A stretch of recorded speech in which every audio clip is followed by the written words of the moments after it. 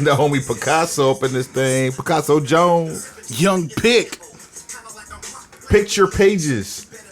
Pictography. I'm jumping all over this thing here. The boy Caution. Yup. Compton in the building. Compton in the house. Men of a certain age ran this big. Elegant. Elohim vegan toad. Hello, I'm Toad. Hello, I'm Toad. What up, Toad? Yeah, but the main event. You know no one can do it better. Call me NASA Blast.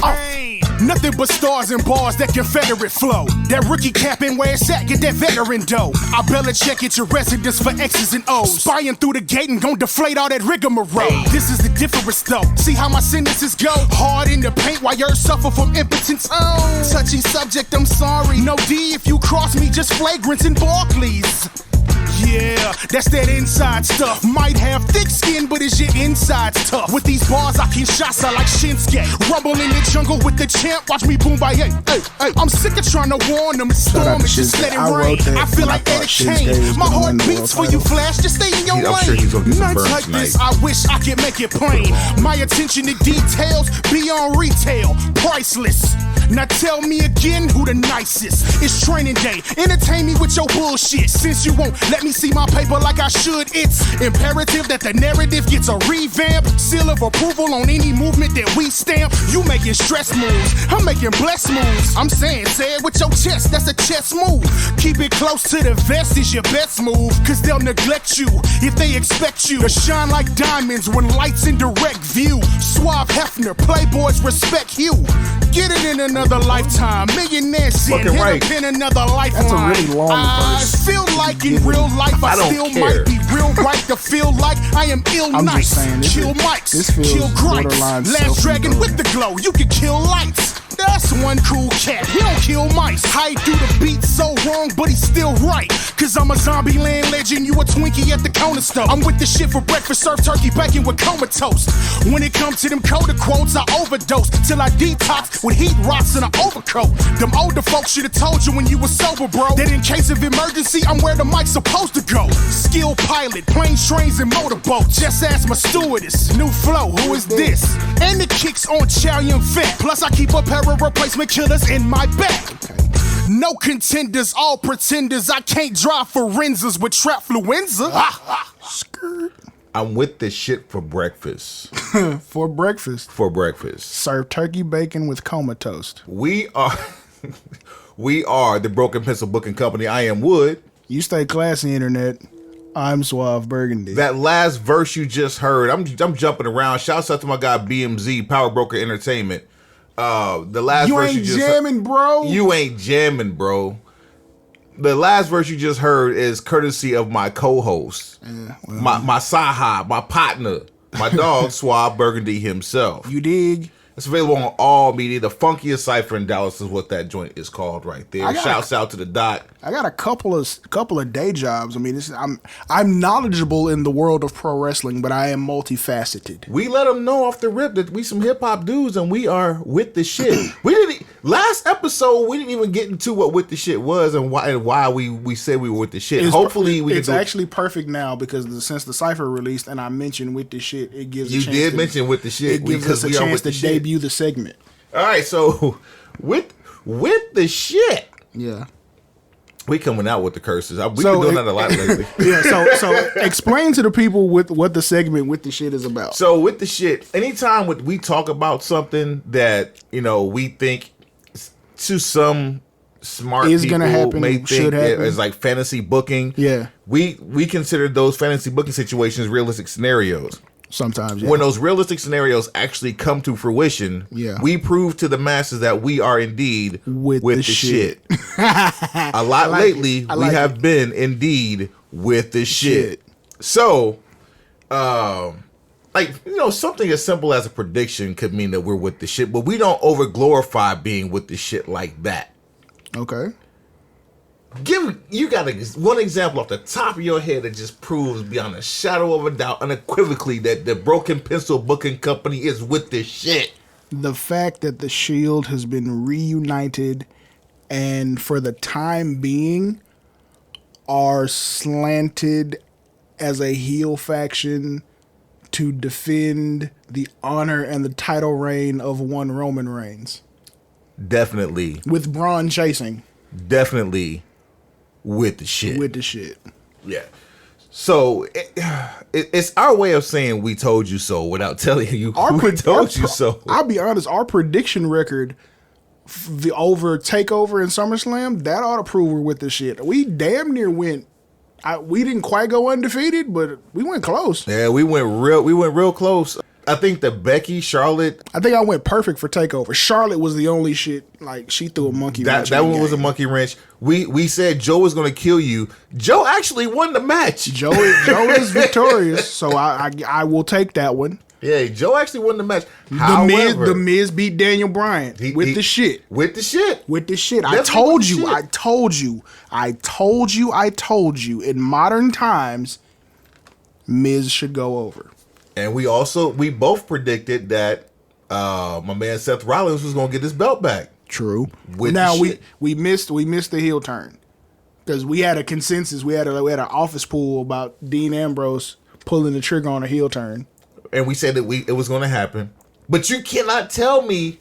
I'm not justifying that we weren't with the shit, but you cannot tell me that man did not have heelish tendencies. No, it absolutely looked that way, but I almost feel like they called an audible just, sometimes WWE will call an audible to swerve the internet. I think that happened more than a few times on Sunday. What we're referring to more specifically, because we were just with you last week, we're talking about SummerSlam. We're going to be talking about NXT TakeOver Brooklyn for, man, it's a lot of fat to chew on. Storylines. We of course we have our famed, critically acclaimed. I made a loose ass format. That's how much stuff we have. Loose. Highly sought after broken pencil BCS. The BPBCS returns. The return. It's the return of forever how. And we got a 2-pack Shakur. We got of the BPBCS. Do we? Yeah. We got NXT TakeOver 4, and we also have SummerSlam. Damn, we did a lot of work this weekend. It was a lot of damn wrestling to watch, fam. Look, I'm going to be honest.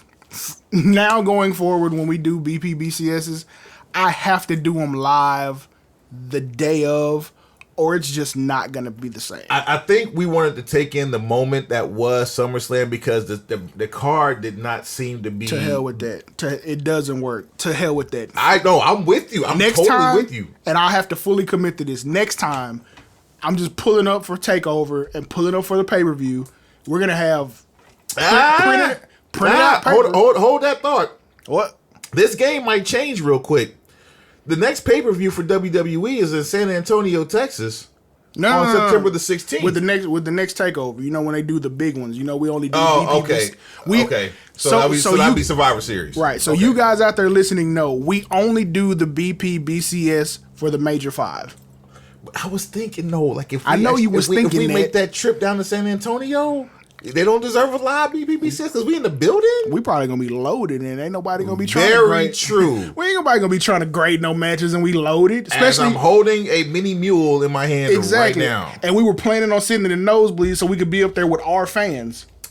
And believe you me, I will have a flask because I'm irresponsible like that. You see what I'm saying? This man gonna have a flask, and you want to try to grade matches from the nosebleeds. Yeah, so, and we also... We up there eating nachos, hanging out with the people that chant all the ugly, nasty, disgusting stuff that doesn't make air. Before we get the smarks. We sitting with the smarks, fam. Before we get into the format... Oh, real talk. WrestleMania 25, shouts out to my boy Bugs. Me and my boy Bugs and his son, we were 3 rows from the ceiling of Reliant Astrodome in Houston. Damn it, boy. Damn it, boy. And I bullshit you not, that was a great seat. Great seat. I don't think there's a bad seat when you go to shows like that because everyone there is so passionate. Now, mind you, 76,000 people in that stadium, and we're talking about going to an arena that might hold 20, maybe. Yeah, I did WrestleMania 32 with like 103,000. 103, yeah. 103,000. I was like mid-level riser. I was just off the floor. No, you was in the baller seats. I was laid up with my leg in a brace. Yikes. Yeah, it was bad. Right after surgery, fam. Ooh, yeah. You was on painkillers and the whole nine. I was with the shit. Painkillers, cigarettes, weed, Hennessy, vodka. I'm on everything. I'm on everything. Yeah. Yeah. So all that aside, San Antonio, we know we're not too proud to take sponsors. Shouts out to the OG, the benefactor, Big Brother Jake. What up, though? Dave House. Outlaw, we looking for you. Our house in the middle of our street. Our house. Yeah, we like. Are we the Black Edge and Christian? It's starting to. It's starting to seem that way. There are traces of it. We're certainly not as ethnic as some people might expect from us. The E is equal to MC squared. Hey, MC. Yeah. Yup. Ain't no squares over here though, fam. No squares, fam. Ain't no squares, fam. We don't smoke squares and I don't hang with them. Hey. All right, so format, what you got, Suave? Let's pull up the format. Let's see. And I'm gonna just pick stuff at random. So okay, here's what we're gonna start with. What's today's date? Today's date is Thursday, August the something. August the 23rd, year of our Lord. Year of our Lord 2018. 2018. Do you realize that we just went through an entire SummerSlam weekend and John Cena's name did not come up one time? Not one time until I saw on the Broken Pencil text thread a picture of him looking like Baby Arnold. Yeah, right now, because he's training. He's doing that I'm in the midst of a breakup gym rat stuff. And he looks like Arnold Schwarzenegger from the movie Twins. Well, upon you sending me that picture. Uh-oh. What did you do? Friend of the show. Uh-oh. There's only one friend of the show that we're quoting when it comes to bullshit like this. The Petty Messiah. Oh, my God. What did he say? I didn't even invite him to caption this. Of course you didn't. But of course he did. I want to read the text thread. I never do this. I never read text threads from the homies. We just doing all type of shit that has no business going on a podcast. If this fool don't look like wellness, he looks like an indie wrestler who is mimicking John Cena. Joe Nathan Cena Richie. Jesus. You can't look at me. My moment is present. The champion is available. Jesus Christ, man. Look, I'm laughing so hard because it cannot be more true. Look, I can tell. You can look at him all in his face. He hasn't had a haircut in like 6-8 weeks. It looks like he's been depriving himself of water on the real. Nah, he's just baby oiled up. But he's got the veins and shit showing. He really does look like an Arnold Schwarzenegger cosplay character. He's been if there were an Arnold Schwarzenegger biopic coming, if there's a movie being shot, he's in it. He's Arnold. He's Arnold. He is the guy right now. He is drowning himself in gym rat ism to get over this breakup. And the man is in China. You can't get further away from a breakup than China. And he is coming back for the Australian Super Show, so he's gonna be on camera soon. I found it. I didn't want to jinx it. I was actually thinking about when we did our last show pre-SummerSlam with our predictions. I'm like, we haven't heard John Cena. His name hasn't come up. Maybe he'll do like a pop-up. There were people whose name made more sense than John Cena's that we didn't see. Bobby Roode, Bobby Lashley. The fact that we have two Bobbies on the main roster on the same show. Does Vince miss that one? Bobby's going to have to start going just by Lashley at some point. Either that or Bobby Roode becomes Robert Roode. I would prefer that. I would love that. Which means he turns heel. I am so willing to compromise on that. No absolutely. Doubt. No doubt. We totally missed that. Here's my question about this. That might be a with the shit moment. Here's my question about Robert Roode. Why would you see him do all the things that he's done in NXT as a heel to bring him to the main roster, and simply because he's over with his entrance music, make him a face? Because Pops decides what happens on the main. You right. I ain't even gonna argue. You right. At any rate, I can't say he no-showed. He was just, he just was emotionally unavailable.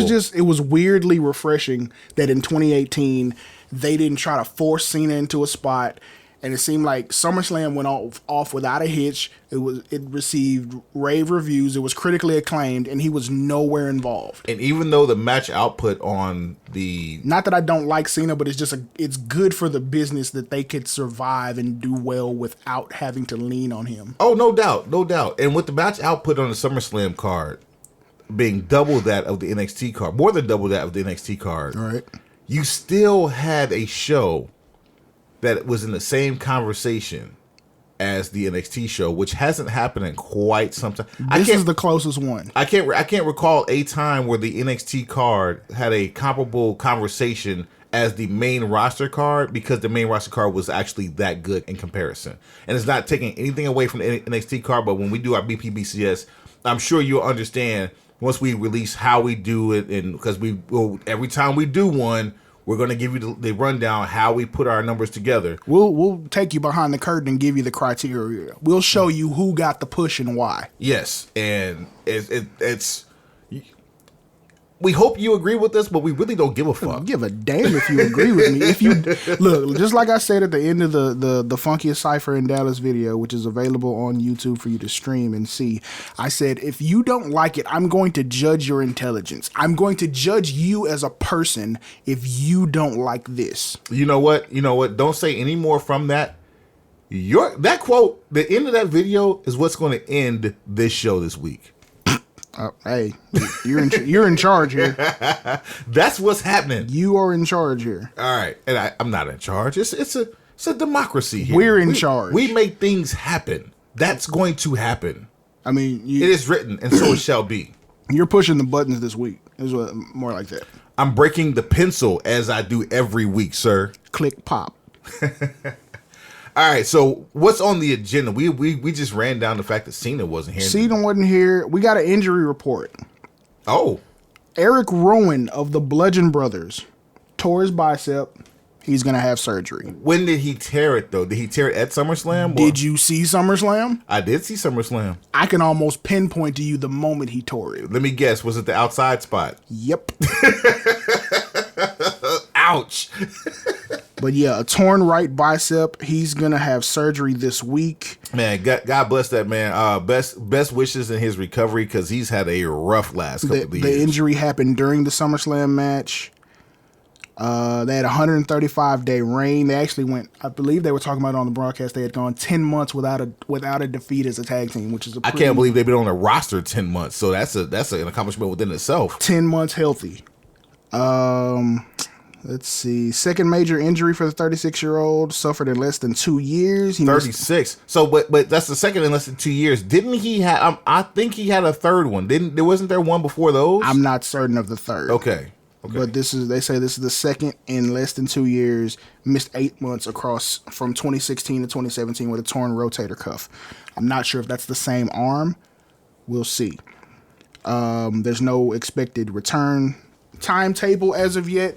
So let me tell you something. After the injuries I've had, I wish I had access to Dr. Andrews' office in Birmingham, Alabama, because people who come through there and come out are back to their same normal selves all over again. John Cena multiple times, Seth Rollins, Kurt Angle, I'm Mojo Rawley. Jesus, he's a cyborg at this point. The only way you can get a better surgery than going to Dr. James Andrews is to go overseas and get whatever the fuck that was that they put in Adrian Peterson's neck. Stem cells? Adrian Peterson had the absolute best recovery of a professional athlete I have ever seen. Especially following an ACL injury. I don't care what the injury was. Tommy John, pulled groin. I don't give a shit what the injury was. That was the best recovery in the history of sports, and I don't give a damn who says otherwise. What the shit award goes to that doctor. Dr. James Andrews. No. I'm talking about Adrian Peterson's doctor. But also Dr. James Andrews. What is his name? Bjorn Van Sew him up. Shout out to Dr. Sew him up. Lightweight racist, heavyweight hilarious. Hey, I do what I can to give back. My man. Let's see. Rowan's out. Cena wasn't there. What's going to happen with Matt Hardy? So with his cryptic, like actually it wasn't cryptic, it was pretty straightforward. His video package of his, like a montage of himself. It was like a short montage, and he's saying that correct me if I'm wrong, his hips are fusing with his spine or tailbone or something to that effect. Either way, that's what I've heard. But bones that shouldn't be connected are now connected. Right. And Bray Wyatt took it to Twitter. Those two tables don't go together. Right. I'm sorry, sir. You can't merge those tables. That's from the bar and that's from the dining area. And Bray Wyatt took it to Twitter to solicit for new entrance music with the hurry up, with the ASAPness, if you will. The ASAPness. And from all intents and purposes, it looks like Matt Hardy may be done. Like, we probably won't see him again under any circumstance. And if that's the case, great career, sir. We really appreciate everything that you have done for this industry and for our entertainment, for our eyes. Because, man, there have been times where you killed yourself and your brother for the sake of this business. And Jeff, in real life, has killed himself and is still out here wrestling with, metal rods down his femur. So, good Lord, I would like to see Matt Hardy involved in creative, mainly because I want WWE's creative department to get younger, yet more diverse. They don't necessarily have to get younger, but more diverse for sure. I think I really. Oh no, they have to get younger at some point. Well, here's my take on that. Do you think that Jeremy Borash deserves a shot behind the gorilla or in the gorilla? What exactly gets done in Gorilla? Who's in Gorilla now? That's question number one. All right, so from what we've seen on camera, right, we've got on the main roster, right? Yeah, of course, Vince, right? Vince, Shane. Shane's usually somewhere around there. Michael Hayes, right? Who was responsible for the Backlash main event? Road Dogg. Okay. That's younger. Who else have we seen? Well, is it? I mean, honestly, I think Road Dogg is older than Jeremy Borash. Road Dogg's in his 40s? I think he's in his 50s. Okay. I may be wrong, but he was a part of the Attitude Era, so I give him at least some credit for having a young thought process. And he's an Armstrong, and his brother passed away before just under 60. Okay. So that's why I'm deducing that Road Dogg would be 50. I mean, we can hop on the Google machine in a minute. It's not important now, but keep going. Yeah, so those are the names that I know that are backstage. Who you got in the gorilla that I haven't named off? Arn's an agent. Finley's an agent. Adam Pearce is an agent. Malenko's an agent. Jamie Noble's an agent.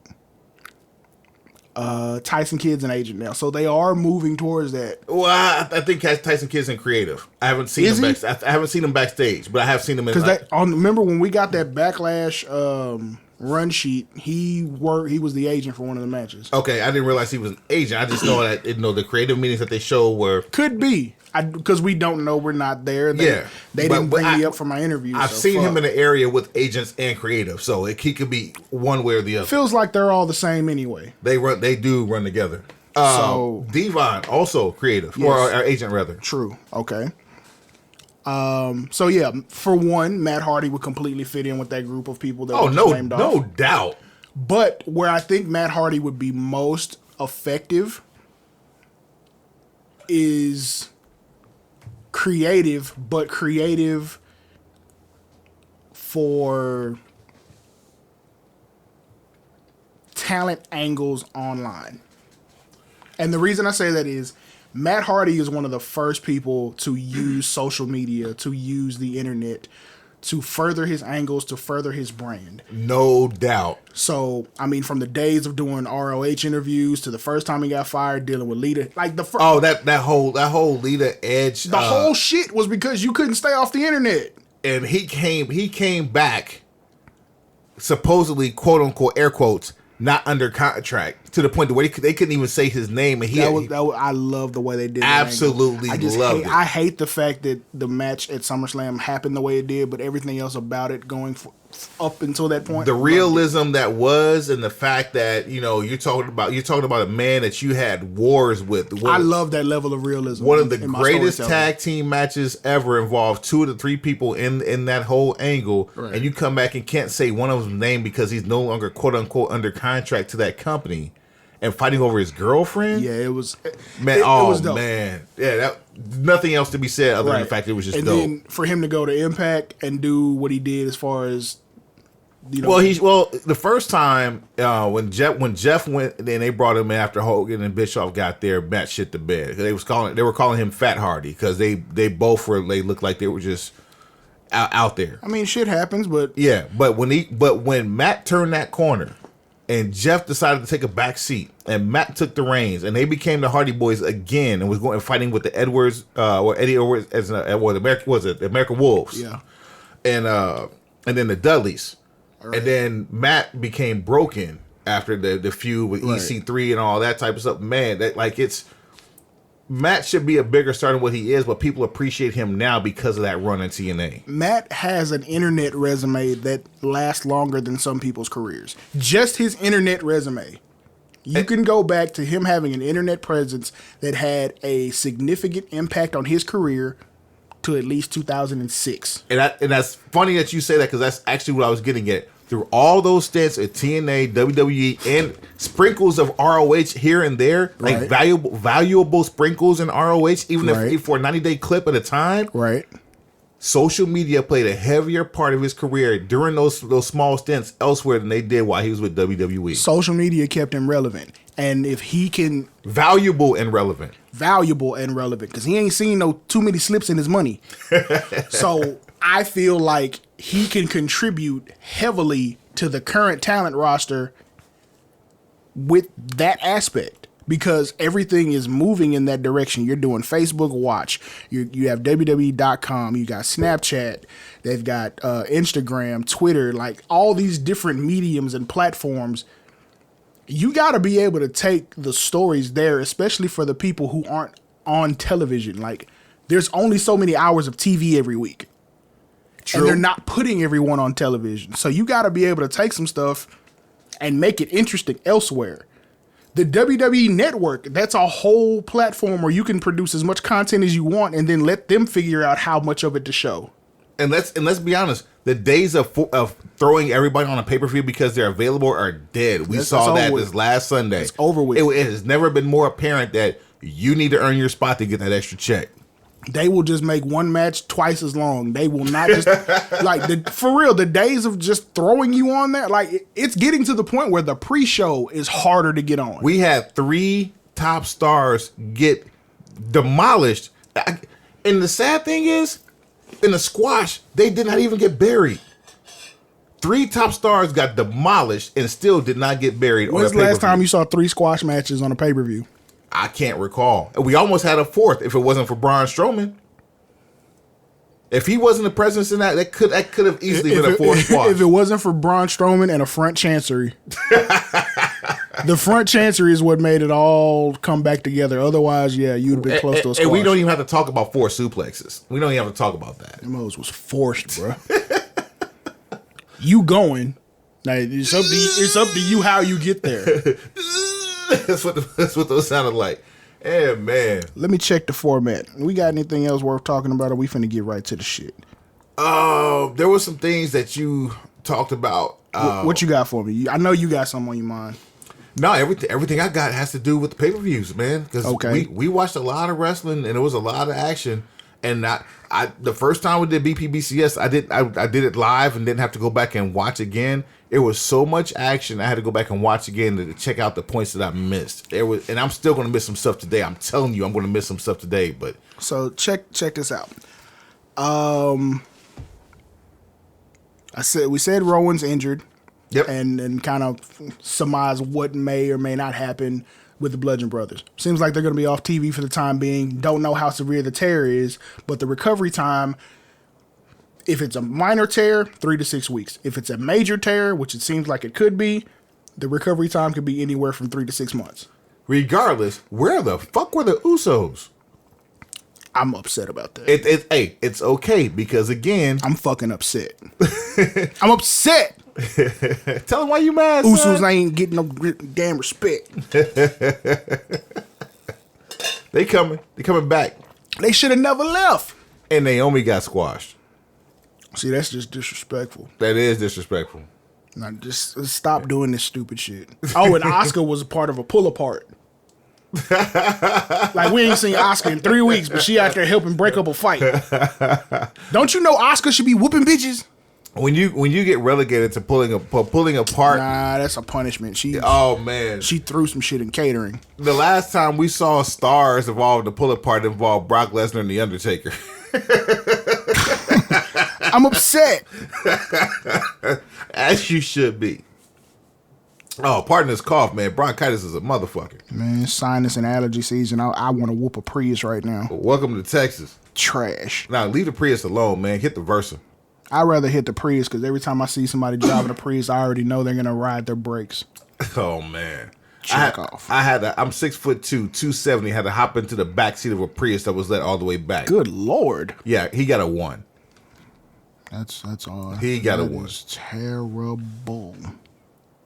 Yeah, come on, give me something else before we go to break. Well, here's the thing. What I wanted to lead that into was, okay, Matt Hardy could be leaving in-ring competition, so Bray doesn't have anything to do. Yet. Rowan is injured, so the Bludgeon Brothers are going to be off television. For now. No, wait. Bludgeon Brother. Zzz. No. Zzz. You're not gonna split them up again. Okay, all right. Zzz. Bludgeon Brothers are gonna be off television for a while. So the 3 original members of the Wyatt family are all looking for something to do. Braun Strowman is now engaged in a battle with the Shield 3.0. And he has no friends. Doesn't really want any. I would assume Vince would book it to where he doesn't have any, but Survivor Series is coming up. So is Braun going to form a team? I feel like Braun should have, and they should treat it like the whole mystery partnership from WrestleMania. Let's make up for WrestleMania with Survivor Series. You book Strowman, he won't pick any partners, so he's got 3 mystery partners. It's going to be 4-on-4.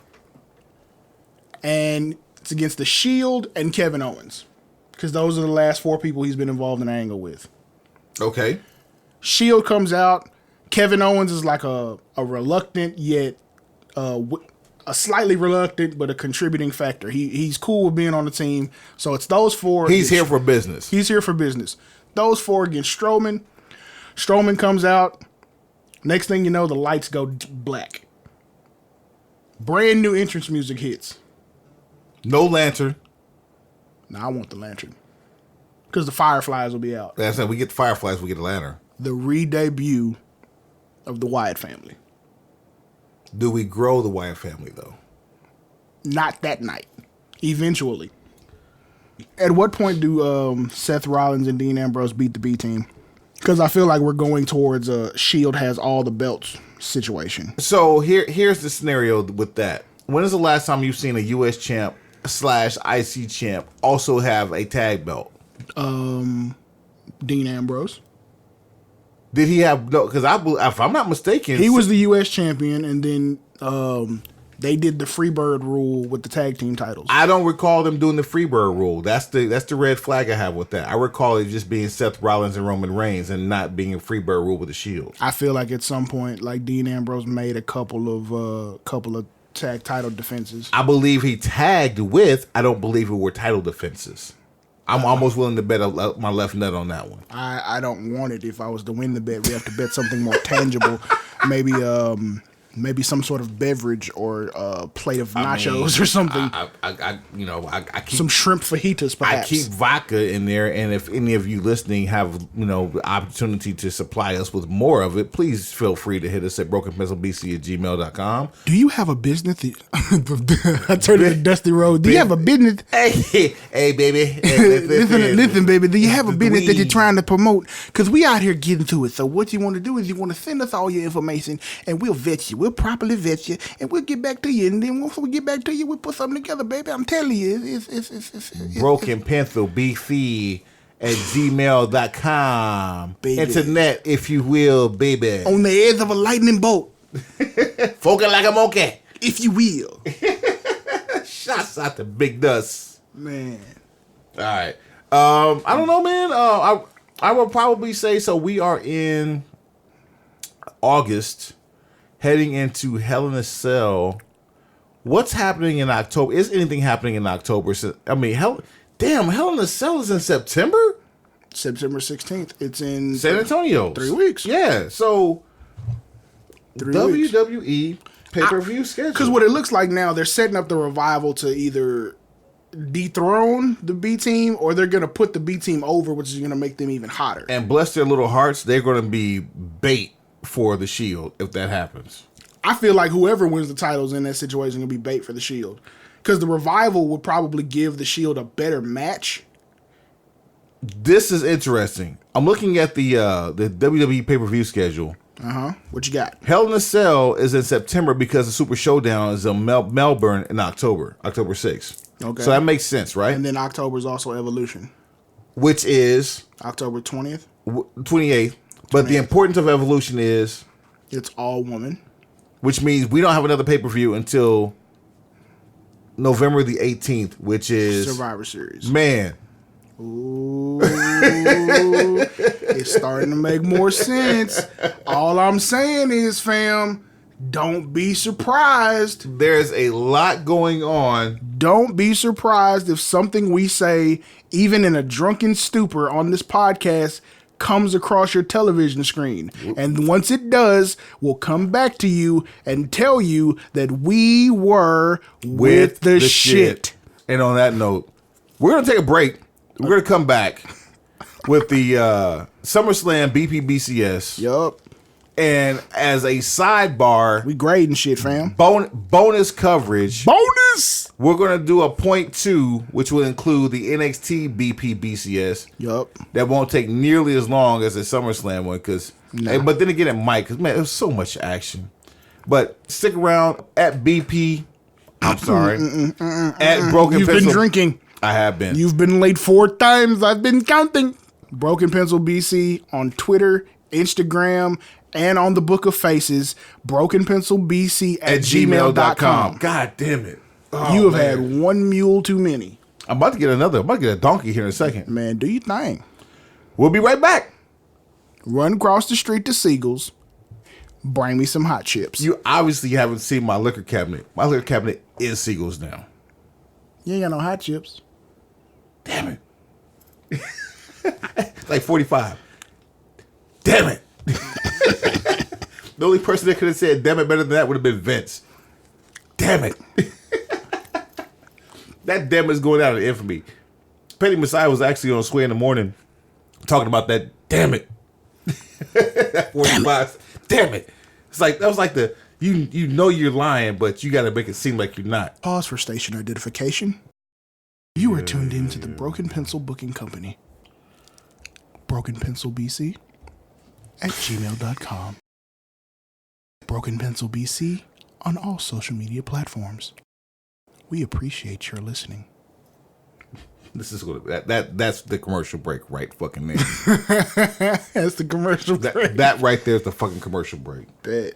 I mean, my voiceover game is out here in these streets. I've done work before. I need to do some more work. Anybody want some voiceover work? You can get this work.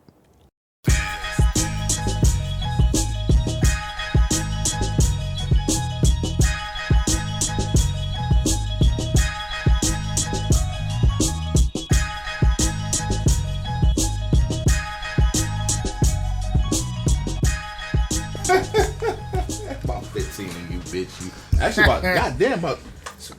it's about 15. I told you. Or you thought I was bullshitting. You thought I was being funny. I was being for real. Now we're back on the Broken Pencil Booking Company with more unprotected ass chair shots to the dome piece. Shouts out to the timekeeper of NXT Takeover Chicago. Well, NXT Takeover Brooklyn 4, actually. It felt like Chicago because it was Tommaso Ciampa. He don't know where he is Johnny after that. Gargano. He damn sure doesn't. So this man Gargano just was laid out. Ciampa grabs the fucking timekeeper and just throws him as like collateral damage on top of Gargano to make sure that he doesn't move. Boom, boom, and shake the room. Grabs the office chair of a ring announcer. No, I'm sorry. It was his office chair. It was the timekeeper's office chair, and just chunks it. And it becomes, after less than a week of me talking about it live on air, an unprotected ass chair shot to the dome piece. Follow that up on SmackDown, or was it? It had to be SmackDown because it was a no DQ match. The Bludgeon Brothers versus Kofi and was it Big E or no Xavier? Because Big E was in the back. Yeah, eating ribs, holding his ribs. Eating ribs and holding ribs. Kofi ate a chair and was holding his ribs. Unprotected ass chair shot to the dome piece. 2 award winners this week: the timekeeper from NXT Takeover Brooklyn 4, and also Kofi Kingston. You guys have received unprotected ass chair shots to the dome piece. Bam! It is 2018. People should not still be accepting unprotected ass chair shots to the dome. At least these were padded, heavier, but padded. Fast forward. Let's get into the BPBCS now. Let's do that. Wait, before we do that, let's pull up the cards from both events. I have them right here, and let's count how many of these we got right. Okay, I have both of them. All right, let's run through that real quick. You want to start with NXT since we're going to do the WWE SummerSlam 2018? Yeah, chronological order. All right. So let's start with NXT. The first match, the Undisputed Era. Wow. Versus Mustache Mountain. We picked the UE. We did. We were right. Dare we say with the shit? With the shit. Dream versus EC3. Picked Velveteen. Did I pick Dream? I think you picked EC3. Okay. I was with the shit. Definitely, you were definitely with the shit, but yeah, Dream deserved to go over. He was supposed to. Shout out to his tights. Well, we won't even go into detail about any of the matches. We're just doing results. Point 2, make sure you listen to episode 9.2 for our talk about the NXT pay-per-view. Man, we ain't gonna break this shit up. It's gonna be one episode, fam, one episode. We can't do that. Watch, one episode. That's what I'm advocating for. Well, fuck it. If you tuned in on Spotify, Google Play Music, iTunes, or even Podomatic, you're gonna find out if it's one episode or 2. Either way, you can jump. We gonna see. Adam Cole, baby, versus the King Ricochet. I was wrong as fuck here. I think I picked. Wait. I was absolutely wrong. I thought we both picked Adam Cole. Yeah, we were not with the shit here. Yeah. And I was not expecting a title change. No, especially because I think this is only Adam Cole's second title defense. Okay. I mean, maybe they have plans. I don't think we were with the shit on this one either. Baszler versus Sane. I think we predicted Baszler to keep the title. Yeah, I took Baszler. Yeah, because we not said with the shit here. We said being with the shit would have been an insane elbow drop that turned into a submission. Now that happened. No, not to a submission. It happened. That's how the pin happened. No. So the finishing sequence was Kairi Sane went for the insane elbow drop to turn into a reversal with 2 boots to the face as she landed face first onto these boots. Double knees to the elbow. Okay, well, knees, feet, lower extremities of a person in prone position. Rear naked choke locked in. And then Kairi Sane flips over to count 3. That's close enough. I would count that being with the shit. No. That's an insane elbow that gets blocked, then into a submission, and the submission got countered. I count that. Circle wins the square. No, sir, because it was for Baszler. Baszler lost. No, I'm saying the sequence of the finish. We know we weren't with the shit. We picked the wrong person. Oh, yeah, that's all that matters. We picked the wrong person. But the finish, we were with the shit on that finishing sequence. We were with the shit. Now, Gargano and Ciampa. I don't remember. I want to say we picked Gargano. Ciampa. I think we picked Ciampa because of the fact that he just won the title and it didn't make sense for him to lose it that fast. But how we listen to the BPBCS when we break down the match. But man, great fucking match. Great match. There's some butts. There's definitely some butts. There's a couple, and yeah, I mean, it's more or less logic and nitpicking. I feel like you could have gotten to where you were getting. Stay tuned. We're coming back with all that. Got it. SummerSlam. Zig versus Seth. Well, I think we both have Seth. True. We were with the shit. Bludgeon Brothers versus New Day. We wanted New Day. We knew Bludgeon Brothers was going over. Yeah, I picked picked Bludgeon Brothers. That is difficult to say when you've been drinking. Yeah, Bludgeon Brothers. I haven't been drinking, so that's more disappointing. I have been. I sound more sober than you. Goodness. Strowman versus KO. We knew it was going to be Strowman, but this is Jesus. Save it. Keep going. Keep going. We were with the shit. Carmella versus Becky versus Flair. I don't think any of us were with the shit on this one. Nope. I have said openly I'm gonna pick Becky until she wins. And I picked Carmella just because it was the chicken shit move to do. Right. Joe versus AJ. I picked Joe. We were with the shit. Yeah. We both said Joe's gonna kill you. Joe won by disqualification because he got killed. I understand why it happened, but still.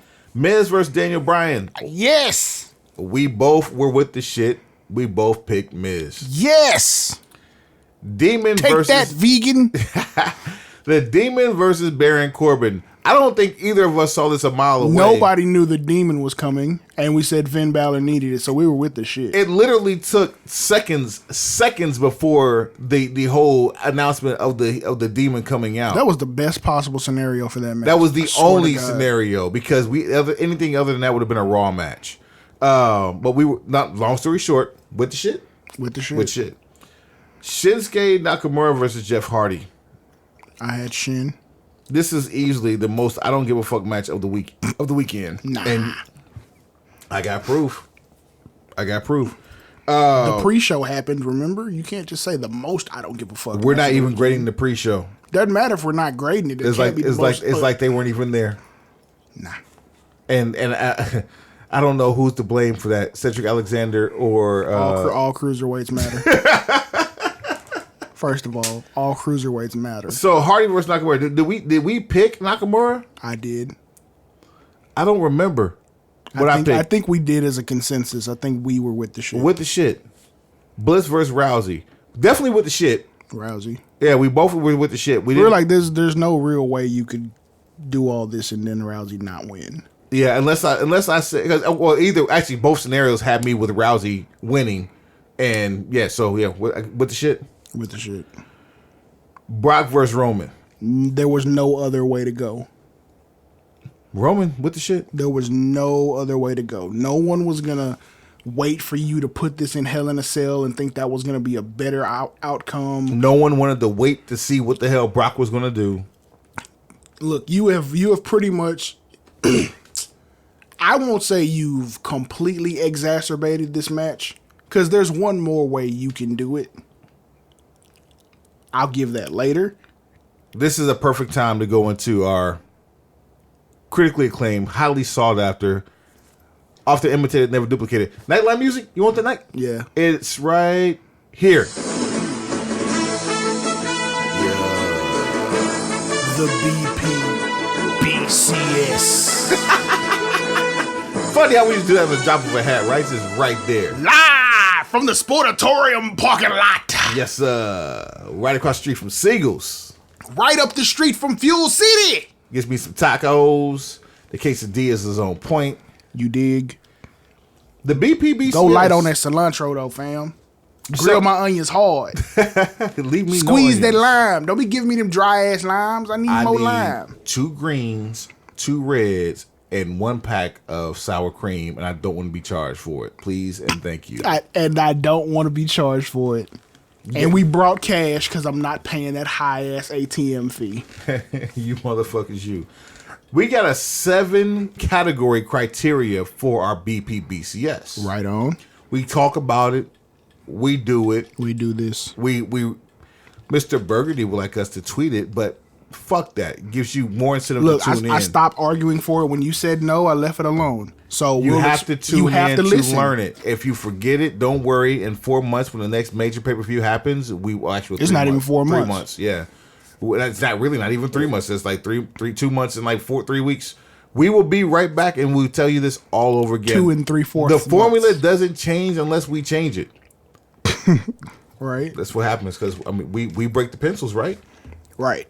So 7 categories. You can score from 0 to 10. 10 being the highest. 10 being the highest. So the perfect score for the perfect match is a perfect 70. I don't think we've had any zeros yet. And I think there was one match that could have been deserving looking back. A match that just got a complete 0 across the board? No. Just a 0 in any category. Oh, no. It happened last time. No, did it? Oh, wow. I'm certain I gave out a 0. Probably for... I'm not going to say that match. We'll come back. At any rate, let's run out of categories, man. We got ring work. Ring work being the move set, the chemistry between the 2, 3, 4, however many competitors that are involved in the match. How fluid are the moves? How good does it look to the eye when you're watching the match? Ring work. Here's a tip. The more people in the match, the bigger the train wreck, the easier the grade. Match drama. Bell to bell. How into the match are you? This is near falls. This is dives. This is compelling spots. Fuego dives. Shout out to Fuego del Sol. Outside interference. How engaged are you on this match from bell to bell? Did they bring you in? Story build. This includes TV leading up to the match. TV going forward. The complete story of what has been going on that got you to this match. How good was it? Did this match help climax it? Did it help push it forward? The miscues, or as my partner would like to say, botches. If you have fucked up, and I mean like yourself or someone else because of something that you did. Yes, you did something incorrect. You potatoed someone. You missed a kick, or someone fell to a phantom kick. Okay, WrestleMania 30 was it just 34? John Cena versus The Undertaker. That kick that knocked John Cena down that never touched him. That's a botch. We count those.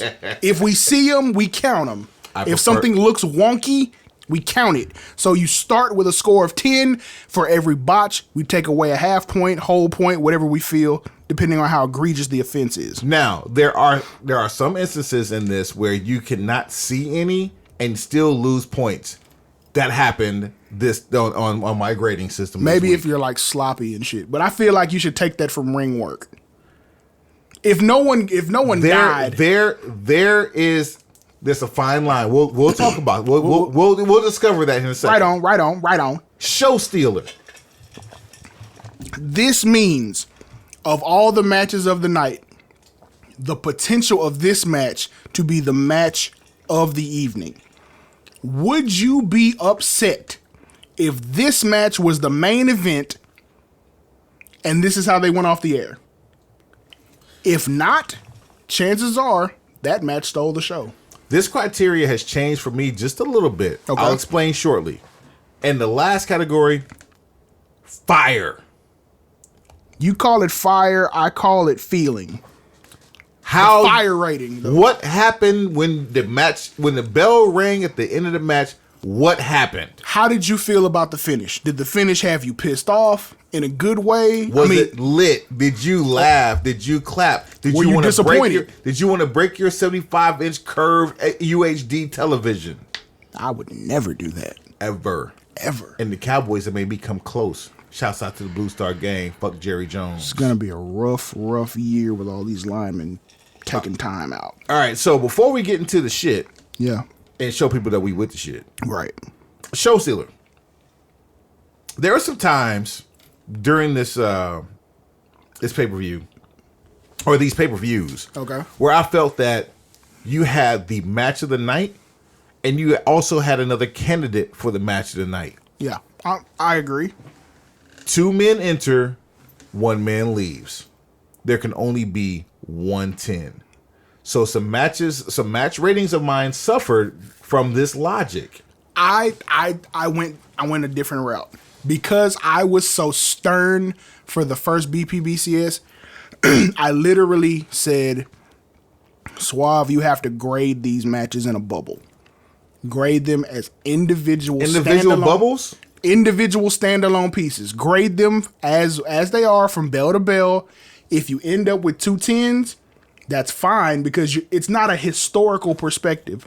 If I give a match a perfect 10, it doesn't mean that it's better than the Macho Man Randy Savage Ricky Steamboat from WrestleMania 3. It just means this was my idea of a perfect match on this card on this night.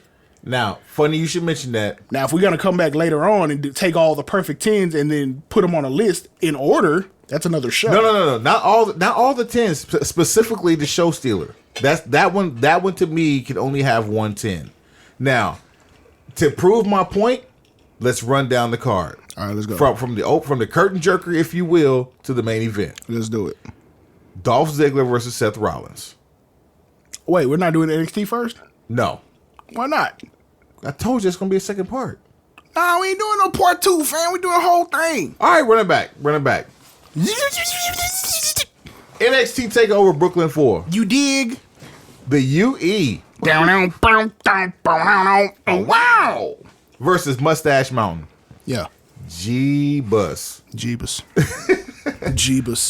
How do you open up a pay-per-view in a quote-unquote developmental territory? It's no longer a developmental territory. But we keep saying that. You got 10-year pros like sprinkled throughout the card. This is not a developmental territory. You have anymore. 10-year pros on the tag team champions of this UE versus Mustache Mountain match. That's what I'm saying. Like, you got 10-year pros and then you got a 19-year-old who's wrestling like...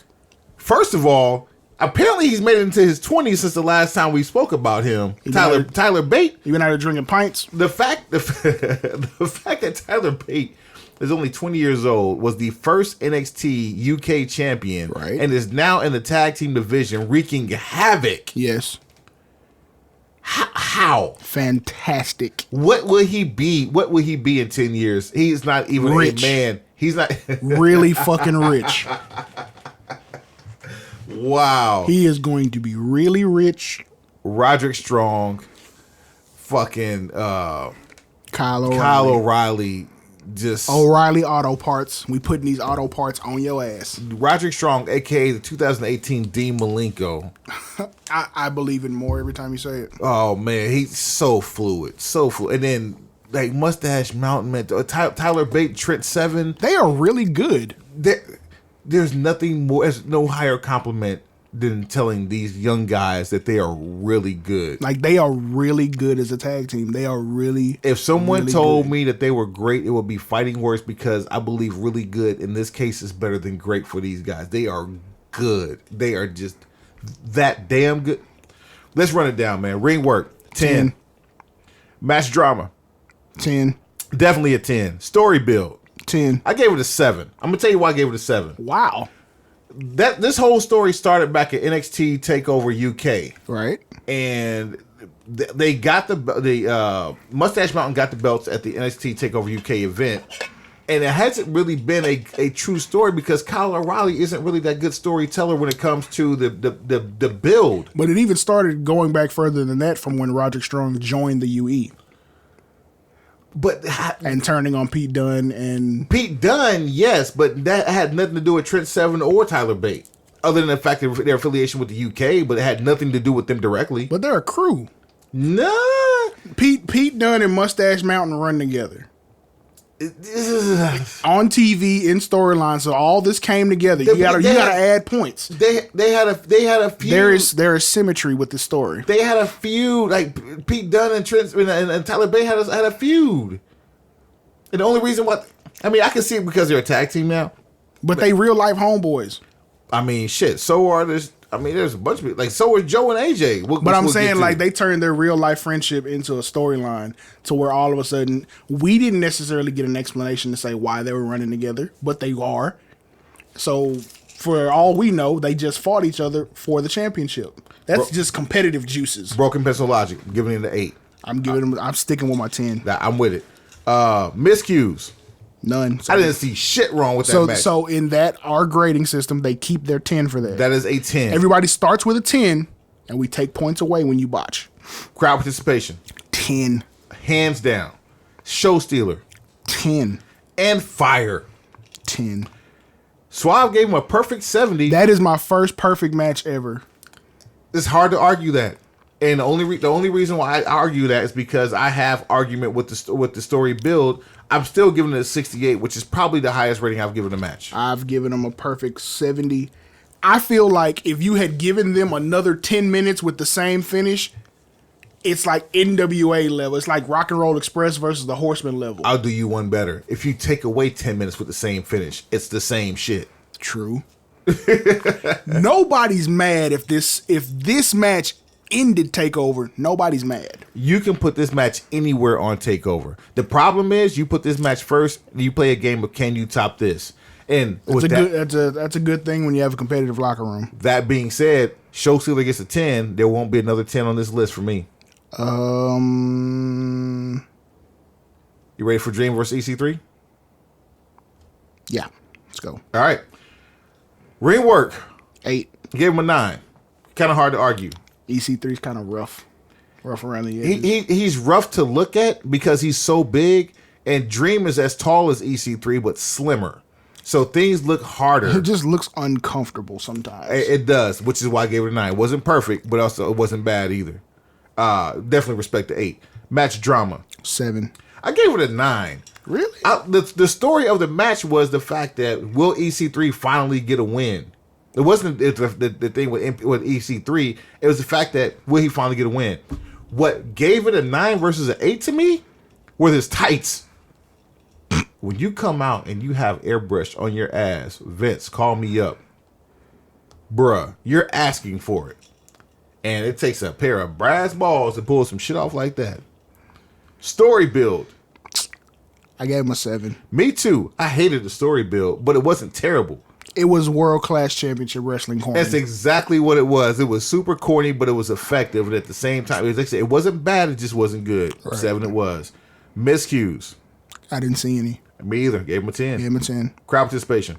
7. I gave him a 10. The crowd was hot. The crowd was hot, but I could tell an absolute difference between first match, second match. I hate to grade that on that curve because that first match took a lot out of that crowd. And maybe they suffered because the first match took so much out of them. Even though I do say I'd grade these matches individually in a bubble, the crowd is the one constant. I agree. I see why you would do that. And maybe next time I'll have to grade them in the bubble because if I do that, I swear it's going to look like I'm a harder critic than what I am right now. It actually made me a not so tough critic, but it happens. All right. Show Stealer. 6. Gave him a 7. We're right there, right neck and neck. Okay. You can have high marks all day long, but if you're not doing what you need to do to make sure that you take the show over, it just didn't hit that other gear. And what about fire? 8. Gave him a 10. I went 8 because Dream went over, but I wasn't just. I wasn't wild. Same reason you gave him 8, same reason I gave him a 10 because Dream went over. He was not expected to go over. He went over. 62 was my total score. 53. Wow. So if you want to get the match rating out of this, out of a perfect 70, and then you divide 53 divided by 7. Yeah, 7.5. Okay, 7.5. Yeah. So that's how you get your match rating. Yeah. It would have been like 7.6. There that is. I like the match rating because it makes it sound official. 7.6. Right. So the first one, perfect 10. Part 2. Yo, we're working these smartphones, yo. Yo, son, that's what we got them for.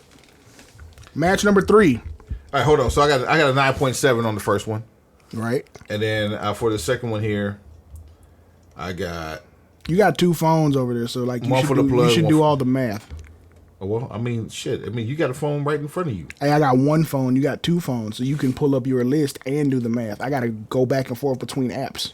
I mean, that's up to you, but you got a computer right in front of you, too. 8.8 was my second one. Actually, 8.9. I'd have to unlock it. Unprotected ass chair shots to the dome piece.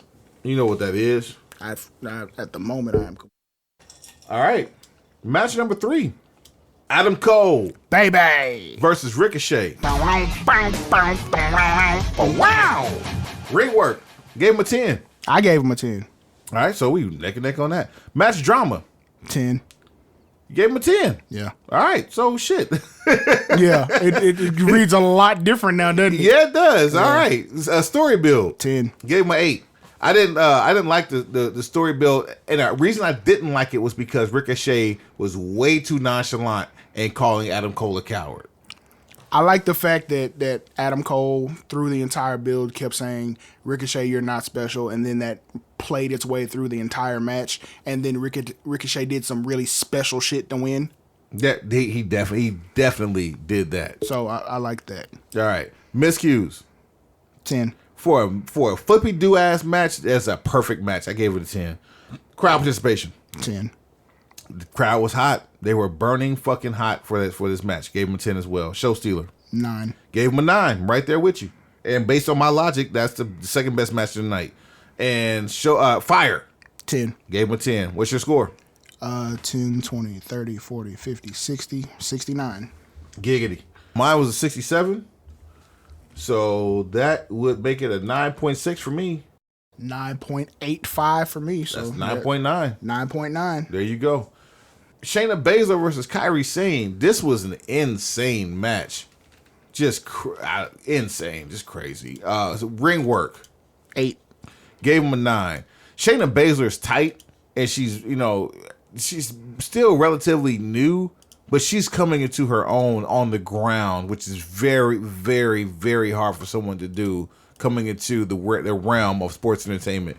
I think if she had gone into pro wrestling, i.e. another organization, they probably would have had her try to come off the top or something. But, man, the fact that she is coming off the ground the way that she is, man, she's freaking phenomenal for a year and a half in. Barely over a year. Match drama. 10. Gave him a 10 as well. Story build. 10. Gave him a 7. I didn't like the story between them because Kairi Sane doesn't speak a lot of English and Shayna Baszler barely speaks good English. I mean, they have history going back to the Mae Young Classic. And that's where I built my story from, because Kairi Sane is who beat her to win the Mae Young Classic, and then Baszler ends up as champion. So it's like you have one person who's your kryptonite, even though she's running through the entire roster. Then Kairi Sane basically is showing she's not afraid of Baszler, no matter how big and bad she is. So she's threatening her with submission holds on other wrestlers. I like that. By that logic, though, the reason why I didn't give it a higher mark was because the last time you heard of Kairi Sane versus Shayna Baszler was last year at the Mae Young Classic. Everything else in between there was people like Peyton Royce or Ember Moon. Kairi Sane was an afterthought during that time frame up until this point, up until the build for this match. Know when to hold 'em. Know when to fold 'em. Right. Miscues.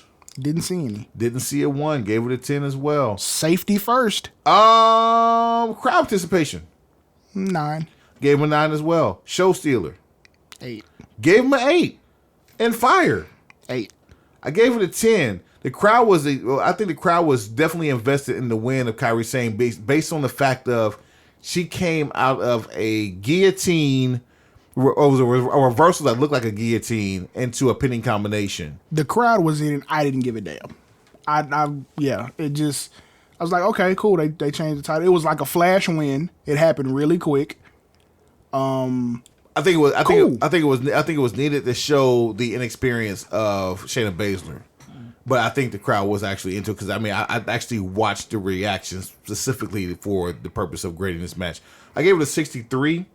So by our standards, that is an even 9. What you got? Same thing. Nice. Well played. And then finally, at this point is number 5011. Johnny Gargano versus Tommaso Ciampa, who Tommaso Ciampa is now your NXT champion. Yep. Ring work. 10. How can it get any worse? They don't have bad matches. Match drama. 10. How can you have a bad match with these two? Okay, riddle me this: better last man standing match, Ciampa Gargano or Shinsuke AJ? Definitely this one. Really? Yeah, definitely. Shinsuke AJ. There was. I take Shinsuke AJ maybe more so. I wasn't great with neither ending. Maybe more so with Shinsuke because I was pulling for him to win. but I didn't like the ending to either match. I hate to pull this card, but if Shinsuke AJ were in NXT, I think we'd be having a different conversation. You're right. Story build. 10. Gave it an 8. The reason I gave it an 8. This is part of the trilogy. Like, you can't. It's part of the trilogy. Actually, I think this is number 4 for them. Okay. Well, the box set. But the problem with this one is Johnny Gargano did not deserve a shot at the NXT Championship simply off the fact that Aleister Black got hurt. Okay. Aleister Black was legit hurt. And he was the number 1 contender. So who do you put into that spot if it's not Gargano? You put Gargano in the spot. You don't give him the option for the championship without a win. He got rewarded for losing. That's why I give this an 8. Okay. I tell you what. I'll agree with you there. Last man standing, no title on the line. Gargano goes over, then he can get his title match. Exactly. And he's still not going over, which is why I gave it an 8. I got you. Miscues. Didn't see any. It's a car crash. Anything that looks like nothing looked like it hurt anybody. It was supposed to be a fucking car wreck. Anything looks bad looks good. And again, we had an unprotected ass chair shot to the dome piece on the timekeeper. That poor man. First of all, you're in the way. You're the referee of the basketball game. You're part of the play. 10. Fight back, bro. He can't. He was knocked out. He was counting sheep. Crowd participation. 10. I gave it a 9. I'm going to tell you why I gave it a 9. Is that where you took your 1 point away? Nope. Because I didn't do it in crowd participation. I did it in show stealer. Crowd participation gets a 9 because the crowd hates Tommaso Ciampa so much that they would rather not cheer for him than react for him. Is that why are you penalizing people for that? There's no reaction. It's hatred. There's no reaction. Hatred is a boo. There's no reaction. Look, we used the same logic the last time about Roman Reigns and Jinder Mahal. You can't do this. You can't penalize that man there. He's so good at his job that they hate him. And you're going to penalize him.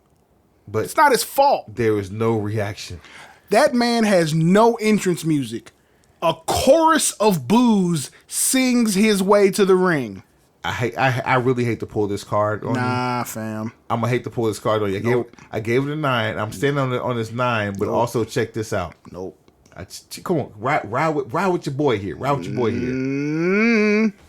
Even though the crowd hates his guts and there's no reaction. Best heel in WWE. Best heel in the world right now. Unless Roman really gets on his shit with this new Shield 3.0. The best heel in the world right now. Yep. Is Tommaso Ciampa. This is true.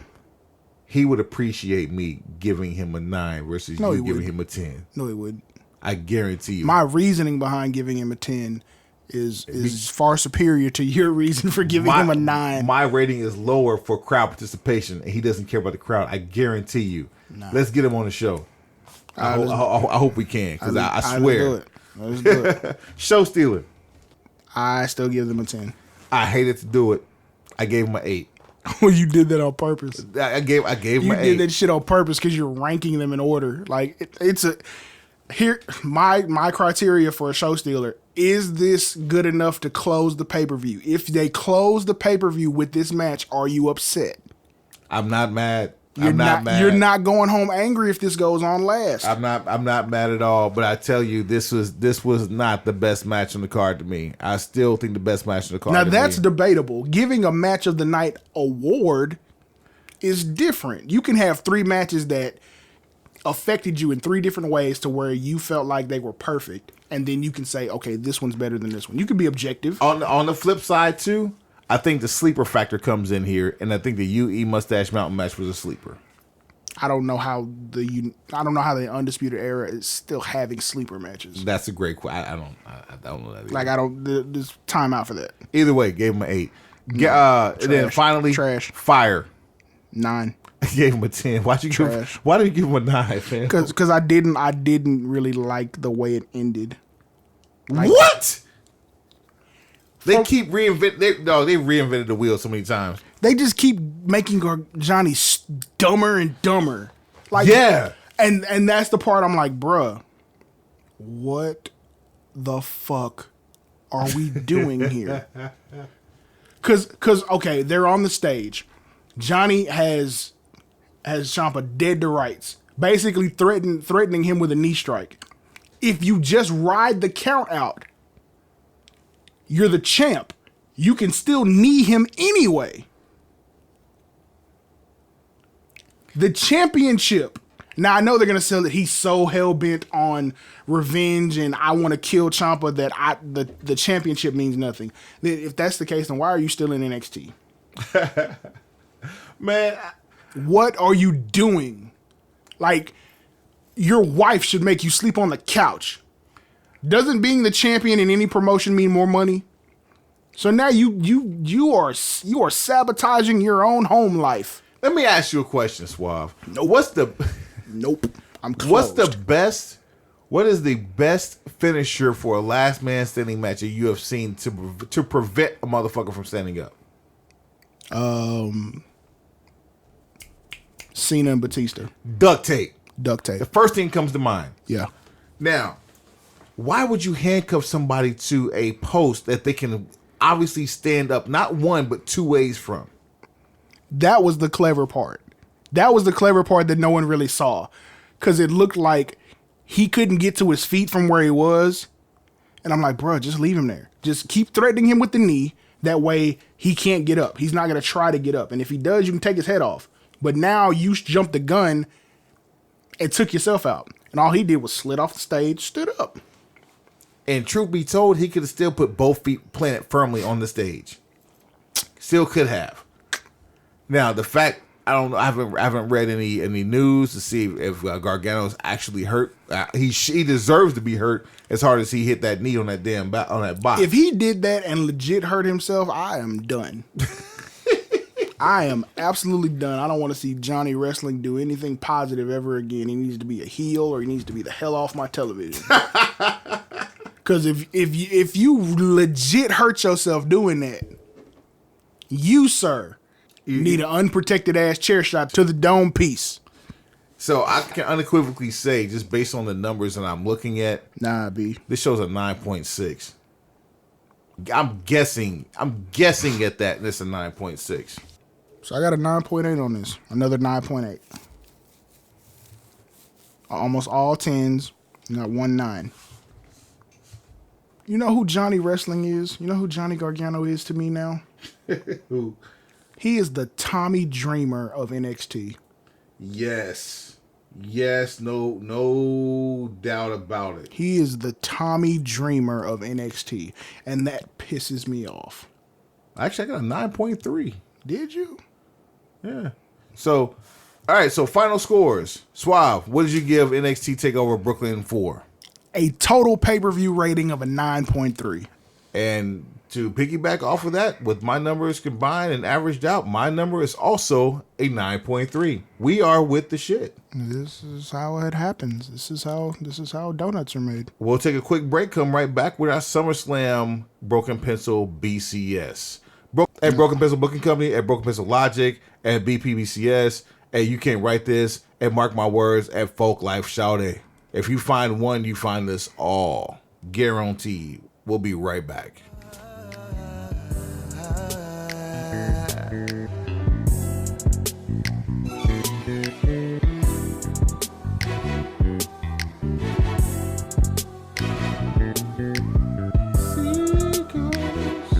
Got my lover looking like a raisin.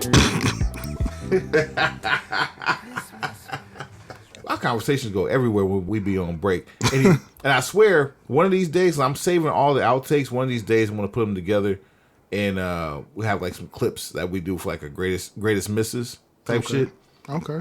But yeah, all the outtakes are being kept. So don't think that they're going away just because the show gets edited down. Speaking of outtakes, you see Jay Rhodes' new shit? Tesla music, man. So I haven't seen it, but I've been seeing the previews that have been coming. So shouts out to the boy Jay Rhodes. Shout out, Mr. Oak Cliff himself. Shouts out to Papa Jay Rhodes, who I feel like the Oak Cliff All-Star team of music is probably better than a lot of other places. I really would like to see like a good posse cut of enough of less is more to where we get 10 people to make a record that's 5 minutes long. You know what I'm saying? And we can keep doing them. I just think that's something that needs to happen because it's a lot of talent on all aspects from the DFW Metroplex on the real. At any rate, on this Tesla Music, today on his Facebook page, Jay Rose released a video of bloopers from the Tesla Music video shoot. Fam. Hilarious. You have got to check it out if you haven't seen it. My man, J Rose, Justin Rose on Facebook, or at J Rose, or Rose, was it Rose? I do need to check that out, though. J_Rose or J Rose. You know, he produced for people like Talib Kweli and Lecrae. And he and I are another set of people who just kind of do that whole ships passing in the night thing. Like, we're supposed to work together all the time, and then we never quite get there. But funny thing is, I did rap on some J Rose production. Shout out to Dog Wonder for the Bougie Pursuits record, bro. The Carlos Sumler LP. So it's happened. I mean, we've worked together, but we were supposed to work together again. Funny how that happened because shouts out to Dog Wonder as well. Oh, today is Charlotte's birthday. Charlotte's the home team. Shouts out to Charlotte Wonder. Home team, happy birthday. Yeah, happy birthday, home team.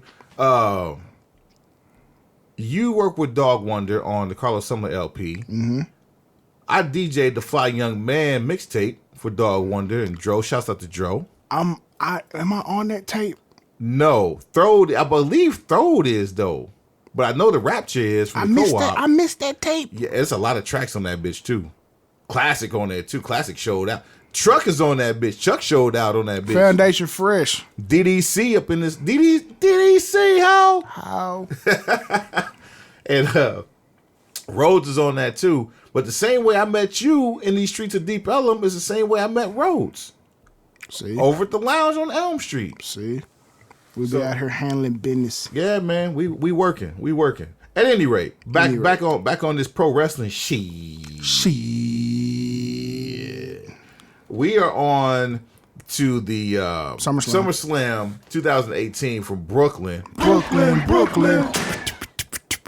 Totally unrehearsed. Should have had Crime Time come back. Yo. Shad Gaspard and JTG. It's Crime Time. Bruh, do you know how dope it would have been to see Crime Time versus Enzo and Cass? Now nobody's employed by WWE. All we have to do is just see Crime Time. They don't even have to be involved in a match. Give me a backstage segment with Enzo, Cass, and Crime Time, and I'll be happy. I just want to see Crime Time one last time because JTG stuck around and was on TV that nobody watched for 3 years. Just for the sake of saying he was there for the team. Hey, you got to cash that check, fam.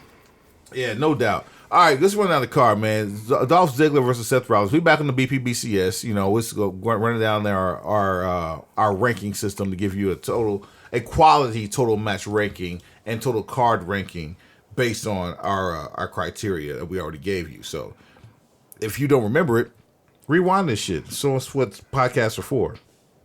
Download, listen, whatever. Tell your friends and make your own system. And just don't tell us about the shit. But if you got some gripes with us, email us at brokenpencilbc@gmail.com. Get your ass an unprotected ass chair shot to the dome piece with that bullshit. About this bitch. Oh, Kofi Kingston. Oh, Johnny Gargano timekeeper face ass. Look at that. Straight like that. Straight like that, shot. All right, match number 1. We're not counting the pre-show matches because we saw the pre-show matches and not to knock them, but they, whatever. No. Dolph Ziggler versus Seth Rollins. Indeed. Ring work. 10. Match drama. 9. Gave it a 10. I love the drama between those two for the whole match. It goes back to what was that match they had? The Iron Man match. It was similar, but just no Iron Man. And you still had the returning Dean Ambrose and the curtain jerker. I felt like if you had made this a ladder match, you could have gotten more out of all 4. I got a feeling we're still going to see a ladder match between the two. I still believe we're going to see a ladder match. With the shit, hashtag that because that. Are we going to spell that the same way? WITDA. Oh no. WITTHE.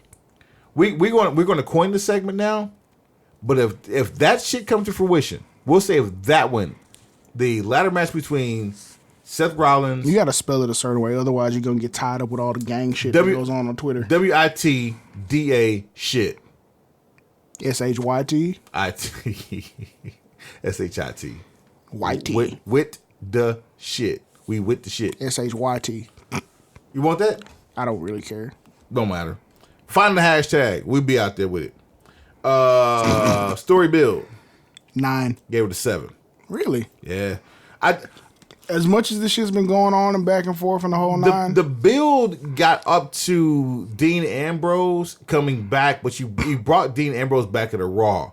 If you had brought Dean Ambrose back at the pay-per-view, definitely a 10. But there was no mystique anymore. I think the mystique was in the fact that they were expecting Dean to turn. But there was no build for that. Like, there was absolutely no build for that. Had he turned, then it would have been a 10. But there was no build for a turn. It was just suspicion. I'm That's like cool with the way they did it because the go home Raw for SummerSlam was so bland that you needed that to go off the air with. You're drawing guns for a bank robbery when all you have is a piece of gum. Yikes. Yeah. All right. Miscues. Didn't see any. It was the best opening match I've seen in quite some time besides the UE. Crowd participation. 10. 10. They were hot. Show stealer. 10. Definitely a 10. And fire. 10. Definitely a 10. What was your number? Total score 68. Match rating of a 9.7.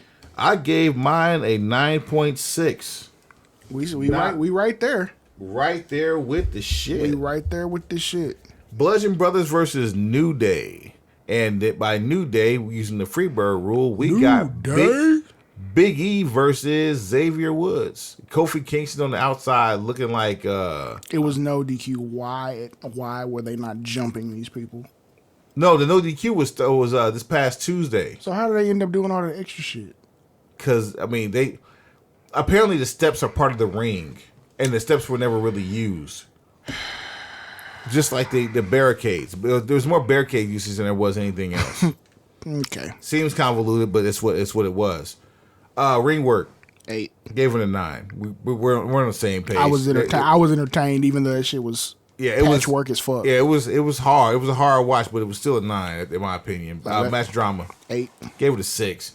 There was no drama in the match other than the fact that Bludgeon Brothers was beating the shit out of the New Day. And for no rhyme or reason, New Day still actually stayed in the match. Story build. 8. Gave it a 7. We're on the same page there. The only reason why the score was that high for the story build was because of a fucking tournament. Okay. That's it. That's the only reason. Miscues. 0. You saw 0? I gave it a... No. I gave them a 0. Oh, a man tore his bicep. Kofi Kingston almost broke his goddamn neck twice. Big E ended up not wrestling on SmackDown. That match was sloppy and dangerous, and I don't care if it was by design or not. Wow. A man tore his bicep. They get 0 points from me. I didn't even think about that in the equation. Yeah, there's your curveball for the BPBCS. Jesus Christ. That's a curveball. I gave it a 9. I didn't see anything. Fuck you mean? I just named you 2 that should take points off. Big E is out the equation. That's 3. And until earlier tonight, I didn't realize that Rowan tore his bicep during that match. God. You know that you can go back and watch that match and see the exact spot where it happened. I know exactly. I could fast forward exactly to where it happened because Xavier was on the outside getting it handed to him, and then the only reason I gave and actually it was that sequence why I gave it a 9 because he gave a I can't call it a Rana because it was like a Rana, but he got hurt more than he did hurting Harper on the damn steps. Kofi almost died. No, not was it Kofi or Xavier? It was definitely Xavier. Well, Kofi almost died Tuesday. Xavier almost died. You know what? 0. You get no points. Ouch. A man tore his bicep. Yeah, I'm keeping my rating the same, but I understand. I'm not going to change it on the fly like I did last time. I'm keeping trash. But damn. How you give it a 9? Man went to the hospital. Man finna have surgery. I'm going to say 9 and my bad. Nah. Nah, you can't tell that man my bad. He can't get his career back. Well, you hope he's not gone. I think he is, and I don't want him to be. They're not gonna fire him. Oh man. Crowd participation. 9. I gave it a 7.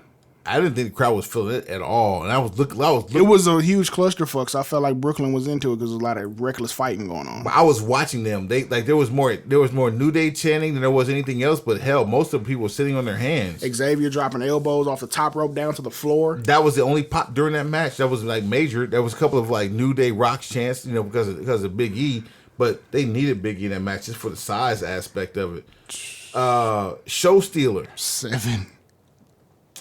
Gave that a 1.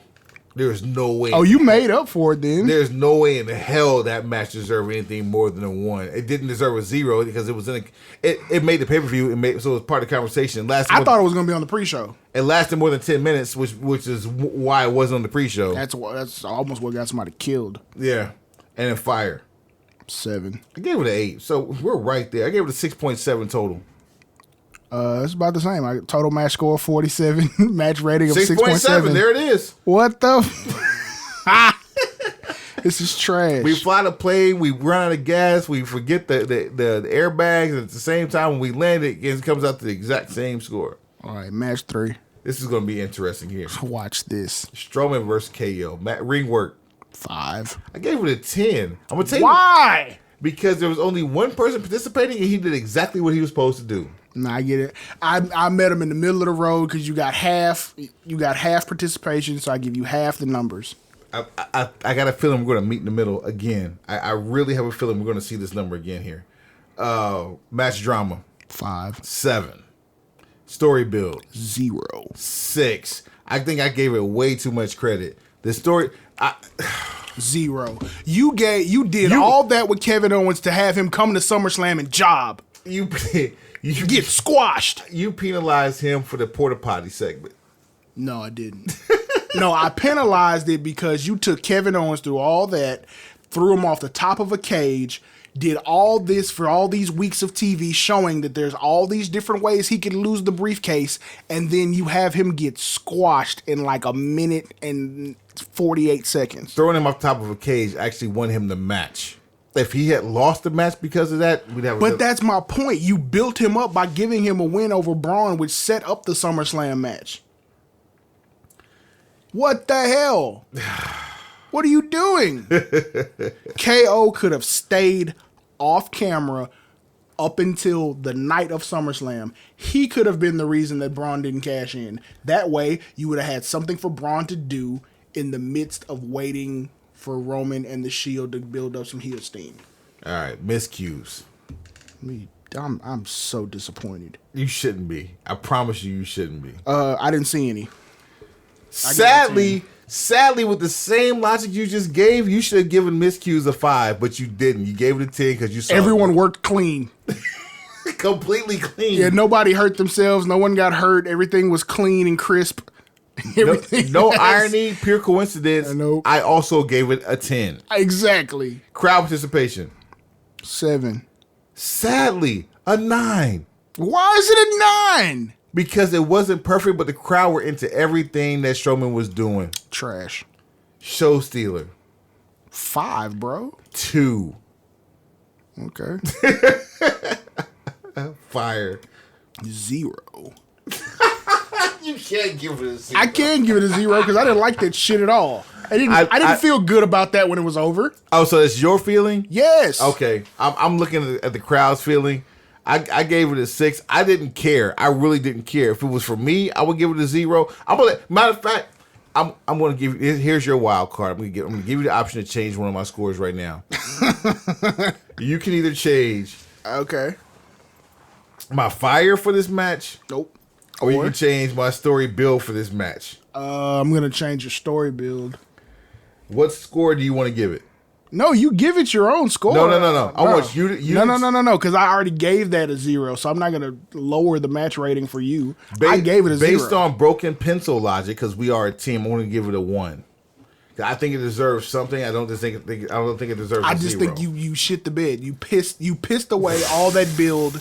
You've been doing KO, Braun Strowman interaction and story since Money in the Bank.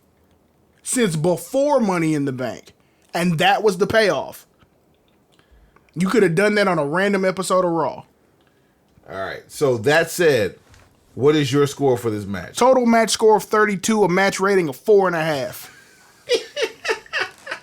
This has nothing to do with the combatants and the participants of this match. It has to do with the fact that it was poorly fucking booked. This was an ill-conceived concept. I can't wait till Jim Cornette books you on this show, fam. Too much flippy-do bullshit. Even with the We're trying to run a wrestling show here. Even with the change, I gave it a 6.4 with a total match score of 45. And that's I overshot the shit out of that one. God awful. By far by leaps and bounds the worst match in my pay-per-view card. That's a damn shame with two fine athletes like that. And you end up with a 4.5 because of piss poor booking. This was a squash that had one offensive move from the heel, and the crowd went apeshit over a win. I would have been happier if you had squashed him backstage. That lasted less than 2 minutes. Like you should have had a Braun Strowman pre-tape stunt that was the reason that Kevin Owens wasn't able to compete. And then just leave it at that. That said, let's go to Carmella versus Becky versus Charlotte Flair. Ring work. 7. 9. It's kind of hard to grade a train wreck, a triple threat, especially when it involves women. When you have someone like Carmella, Charlotte said it best: "You're a diva in the women's world." And even though Carmella is quote proud to be a diva, it just doesn't work here. Match drama. 8. I gave it a 9. We're pretty close on that. I'm sure we have the same reasons for doing it a 9. But why did you think it deserved an 8? More so because of the Charlotte and Becky story playing its way through the match, and Carmella being a pretty clever heel trying to make it stand out even more. Exactly the same reasons. Story build. 8. Gave it a 9 as well. Exact same reason, because that same thing that played out during the match drama was also what played out during the story build. Miscues. 9. Gave it a 9 as well. Crowd participation. 8.5. Close. Gave it a 9. Okay. Show stealer. Only because of the turn at the end. 7. My man. That's exactly what I said too. If it was for anything else, it probably would be like a 3 or a 4. I gave it a 7. Wow. Fire. 10 because I like the fact that Becky turned. Damn. Sadly, I gave it an 8. But if I'm not mistaken, you can correct me if I'm wrong, it gives us the same score. I got a total match score of 59. He's clicking away. You do realize you don't have to use a mouse, right? Mm-hmm. You're still using the fucking mouse. 57.5 divided by 7. 8.2. Pretty damn close. So I gave it a 8.4. You gave it an 8.2. Yep. Not bad. We're starting to watch these matches the same way, and this shit is scary. What I didn't realize was the match of the night until this point. By far, to me, the match of the night to this point, and by a very close margin, in comparison to 3 other matches. There were 4 candidates for match of the night. This was one of them. Samoa Joe versus AJ Styles. This was my match of the night. Definitely mine too. So absolutely. I'm interested to hear what you got. Ring work. 10. 10. Match drama. 9. 10. Story build. 10. 10. Miscues. None. 10. 10. Crowd participation. 9.5. 10. And show stealer. 10. I gave it a 9. That's where we make up the difference. We're gonna end up with the same fucking score. Yep, and fire. 9. 10. Total match score 69. Giggity. Let's see. 68. 67.5. So it gives you a 9.9 for me. And a 9.6 for me. Very, very close. Very close. Keeping it on SmackDown, which I was really surprised you have 3 SmackDown matches in a row. Very surprised at that. Gotta get them shits out the way, fam. All the money's on Raw. Literally the mid card, because we're talking about matches 4, 5, and 6 compared to 7, 8, 9, and 10. We're gonna rename the mid card the Miz card. Perfect segue.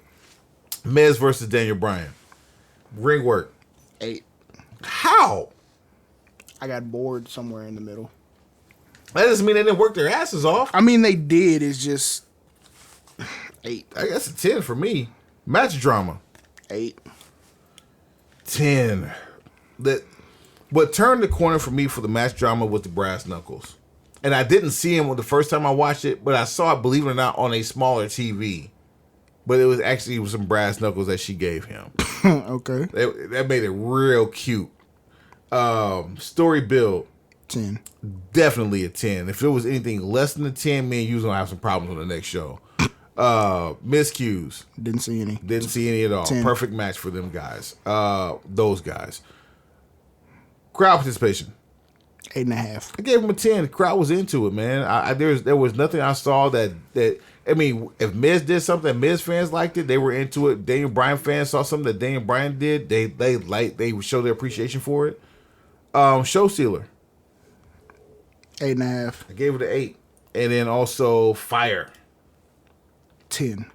Because I wanted Miz to go over. I gave it a 10 as well, but more so because the fact, again, tucking those brass knuckles back in Maurice's bra and him hopping in the ring for the cover was easily a great coup for him. I gave it a total match score of 68, and my BPBCS score is a 9.7. What you got? I gave him a 63. That's a 9. That's a 9. That's an even 9. So see, it balanced out, but still, there was just some places where it was like, Here's where I do that. It was widely rumored or widely suggested that this match would probably take place at WrestleMania. Doesn't mean it still won't. Right. If that is your WrestleMania main event, how do you feel? That exact match. The SmackDown main event or the main event?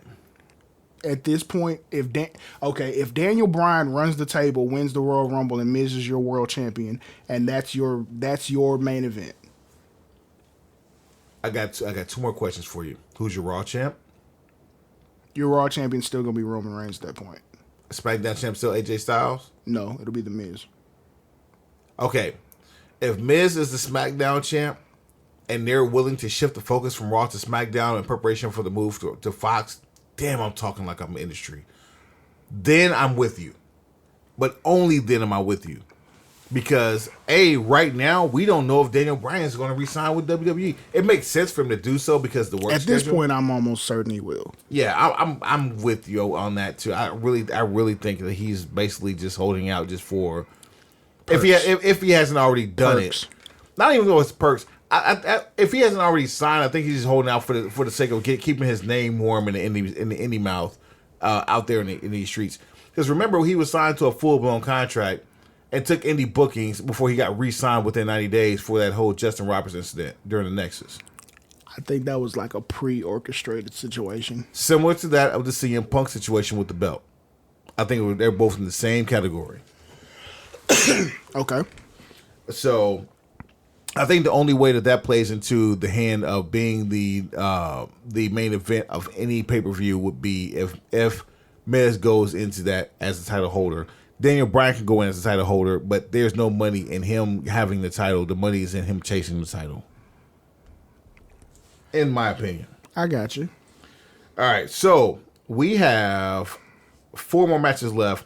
This one here came out of nowhere. We were expecting to see Baron Corbin versus Finn Balor in another Raw match that's probably going to end in like 2 or 3 minutes. We got 5 left. Do we? Yep. Am I missing one? Probably. We'll get to it. Okay. Demon versus Baron Corbin And so Finn Balor came out as the Demon, which I actually predicted on our Broken Pencil text thread literally seconds before he came out without seeing any like remnants of a demon. It was the only thing that made sense. It was a good call on WWE's part. I feel like it helped put some focus back on Finn Balor because he desperately needed it after the... It seemed like they had built him up for WrestleMania. He didn't end up winning the Intercontinental Championship. Then he wasn't in the title picture going forward, so he's just been coasting for the last couple months. Without that win Sunday, he doesn't show up on Monday to wrestle for the title against Roman Reigns. It doesn't happen. Now he takes that L, so now you got to figure out something for him, so you're almost back in the same spot. Yeah, but Balor took the L, not the Demon. That was the other question that I've heard come up on different wrestling media outlets. Like, are you going to choose between the two? Are you going to make him full-time Demon or full-time Balor? Or is this going to be something... I feel like it should be something he pulls out in a blood feud or for special occasions. In case of emergency, break glass. That's the only reason we need to see the Demon. I agree, but what are you going to do with him in the meantime? Well, what we're going to do in the meantime is grade this fucking match. Ring work. 10. Match drama. Give me 1 second. Match drama, 8. 6. Story build. 10. 1. I hated this fucking story. Only because this culminated with the return of the Demon is why I give it a 10. That's the only reason I gave it a 6, because the match drama included the Demon. Otherwise, that would have been a fucking 1-2. Miscues. Wasn't enough time for any. Damn right, 10. Crowd participation. 10. They were hot the whole fucking match. The whole 2 minutes and 56 seconds. They were hot. Show stealer. 7. Gave it a 4. And fire. Really? Yeah. 10 because I was happy to see the Demon. I gave it a 9 because I happy to see the Demon and the crowd pop for the Demon. I gave it a total broken pencil score of 50. So if we do that, it's a 7.1 on our scale. I got 58 plus 7, 65, 9.2. Jesus, that's a 9.3. Yeah, it is a 9.3. Let me round up. 9.3. Wow. Okay. Hey, sometimes it grades out like that. Jeff Hardy versus Shinsuke. Shin Splint Nakamura. Ring work. 8. There was nothing wrong with the ring work. It was a 10. But the match drama? 7. 6. Story build? 7. 5. Terrible. Terrible.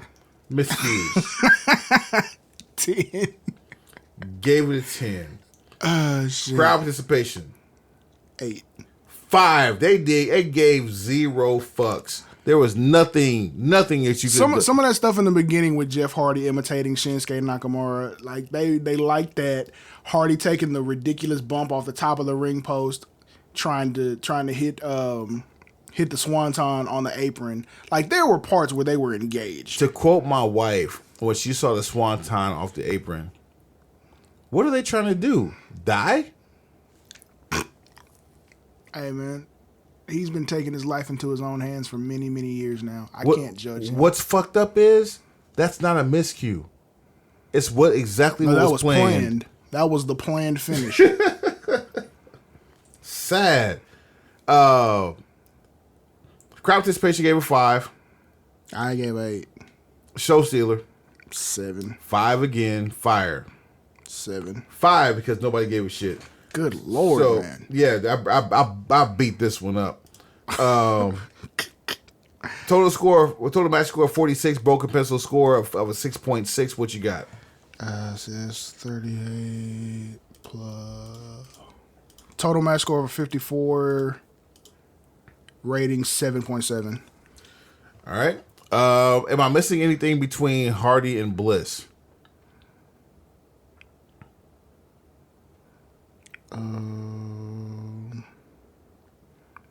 Damn, I did DB and Muse twice. There you go. So that's what it was. Yeah, okay. That's it right there. All right. So semi-main event, Alexa Bliss versus Ronda Rousey. Yep. And our third squash of the night, and I put an asterisk by that because the fourth one could be debatable whether it was a squash or not. So ring work, 7. Gave it a 9. I like how far Ronda Rousey has come. She's still not there yet, but it was a squash. It would be unfair to her if we gave Finn Balor a 10 and Braun Strowman a 10 and couldn't give her a 10 after only having Alexa Bliss hit one fucking move on the whole match. Okay. Match drama. 6. 10. This shit was never in doubt. It wasn't in doubt, but there was definitely drama during the match. Where? The sit down in the middle of the ring saying, "Come get me as I am." That's not drama. I put that in ring work. Oh, not for me. It's not. Yeah, now, if it's for you, that's cool. Yeah, I think everything that Ronda did to play up to the crowd, the talking smack in the middle of the crowd, to her sitting down, covering her eyes, playing monkey see, monkey do. That was some CM Punk type shit too. Yeah, she went next level, and I didn't expect that for her to be in her second pay-per-view match, her third ever match. I want to know I want to know the agent that booked that formatted that match. I want the Backlash leak to happen for SummerSlam. I want to know who was producing these matches. When you find out, please let me know. I'm interested for only that match, or in the Braun. I want to know for the whole card because SummerSlam overall was pretty decent. I mean, this is the best SummerSlam easily of the WWE Network era. Easily. I don't know. Are you thinking the one where Orton got his head split open? Mm-hmm. The one where Cena got crushed. Cena getting crushed was a good one. That was a good one. Cena getting squashed was a good one.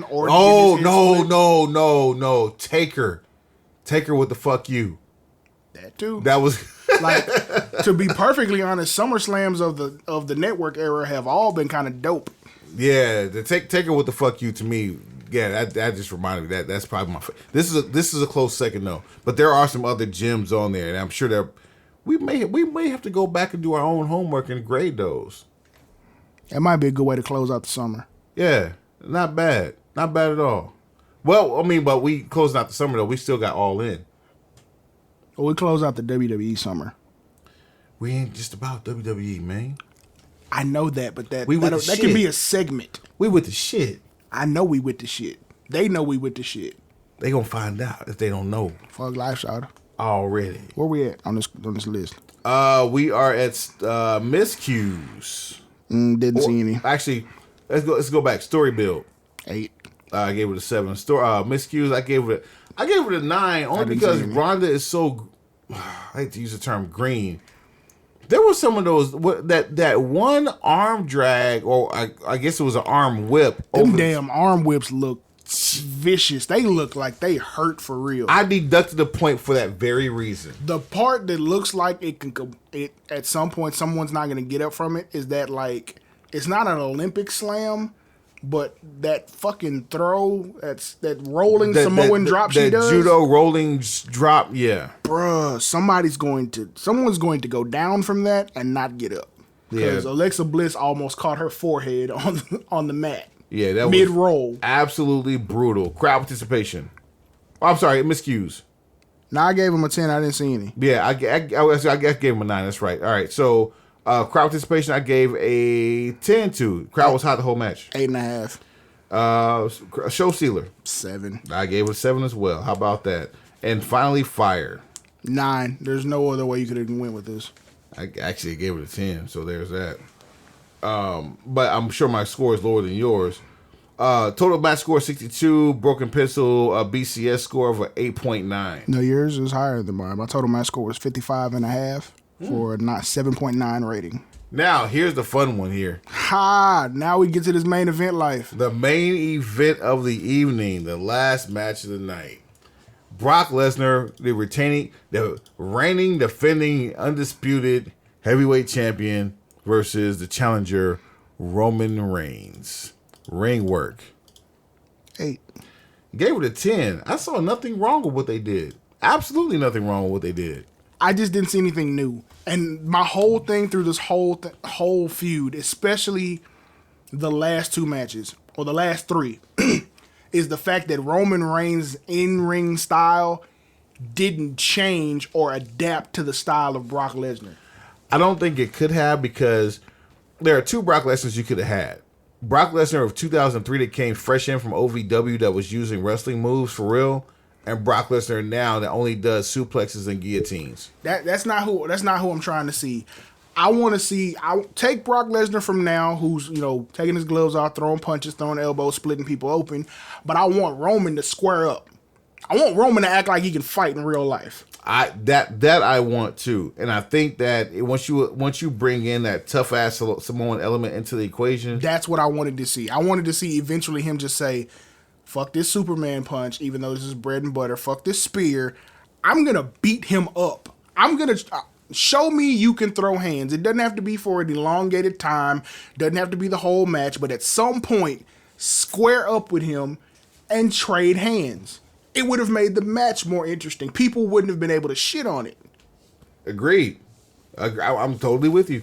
I think that, but I guess the question, this might be a rhetorical one, begs to be asked that what is left in Roman Reigns' wheelhouse?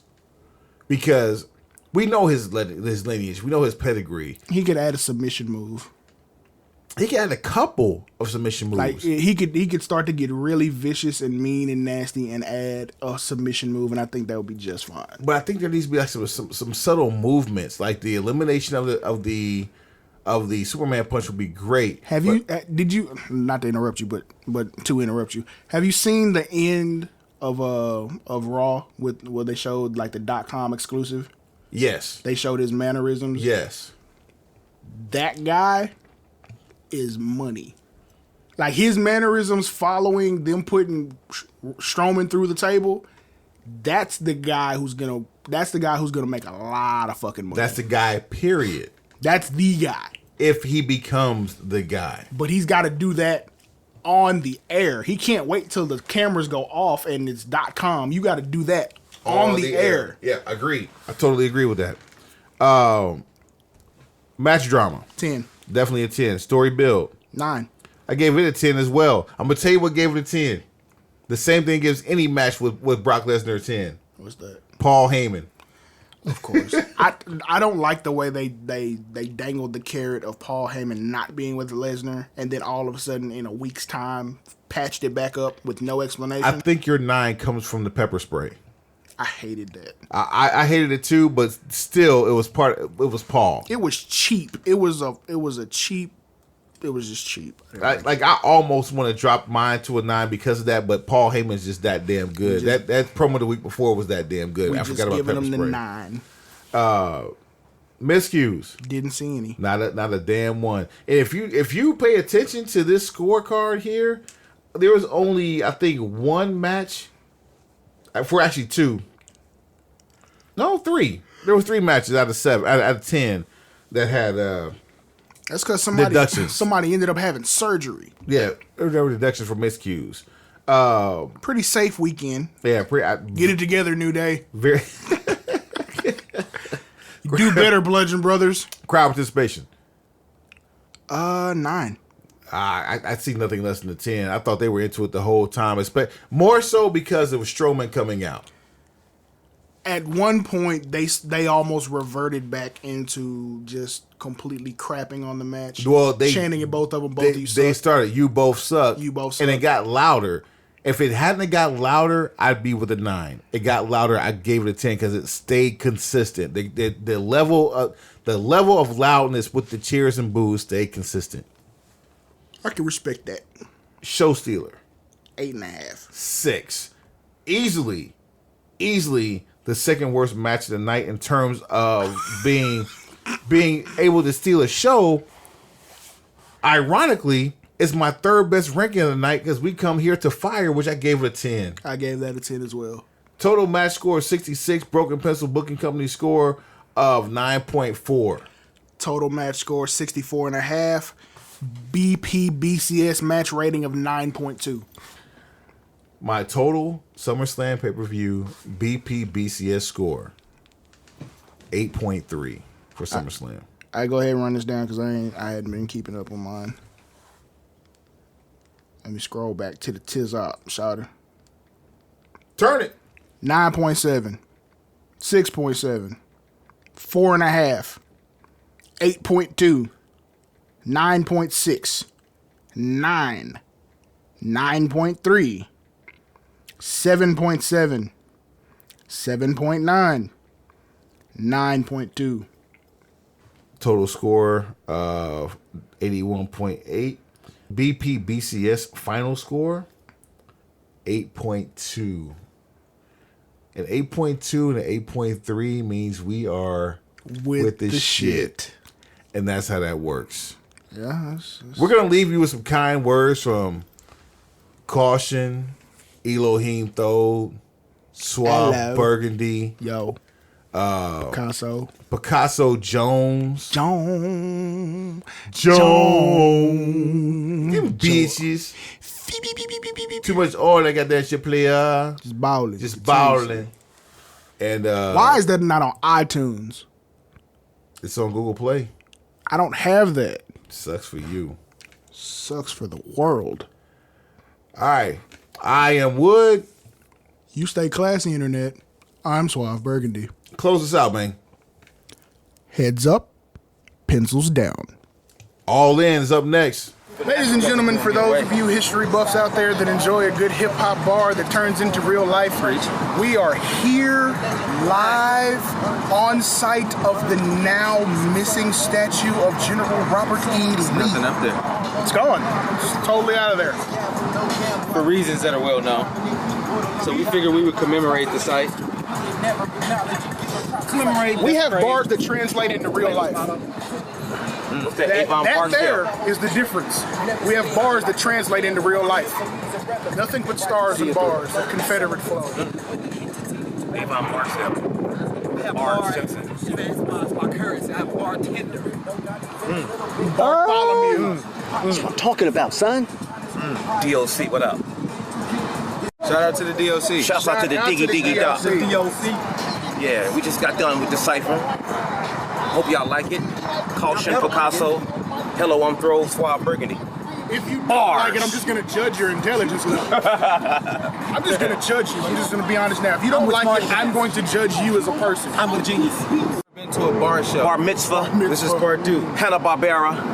You get it. Barbara Billingsley. Barbara Bush. Right. Bush.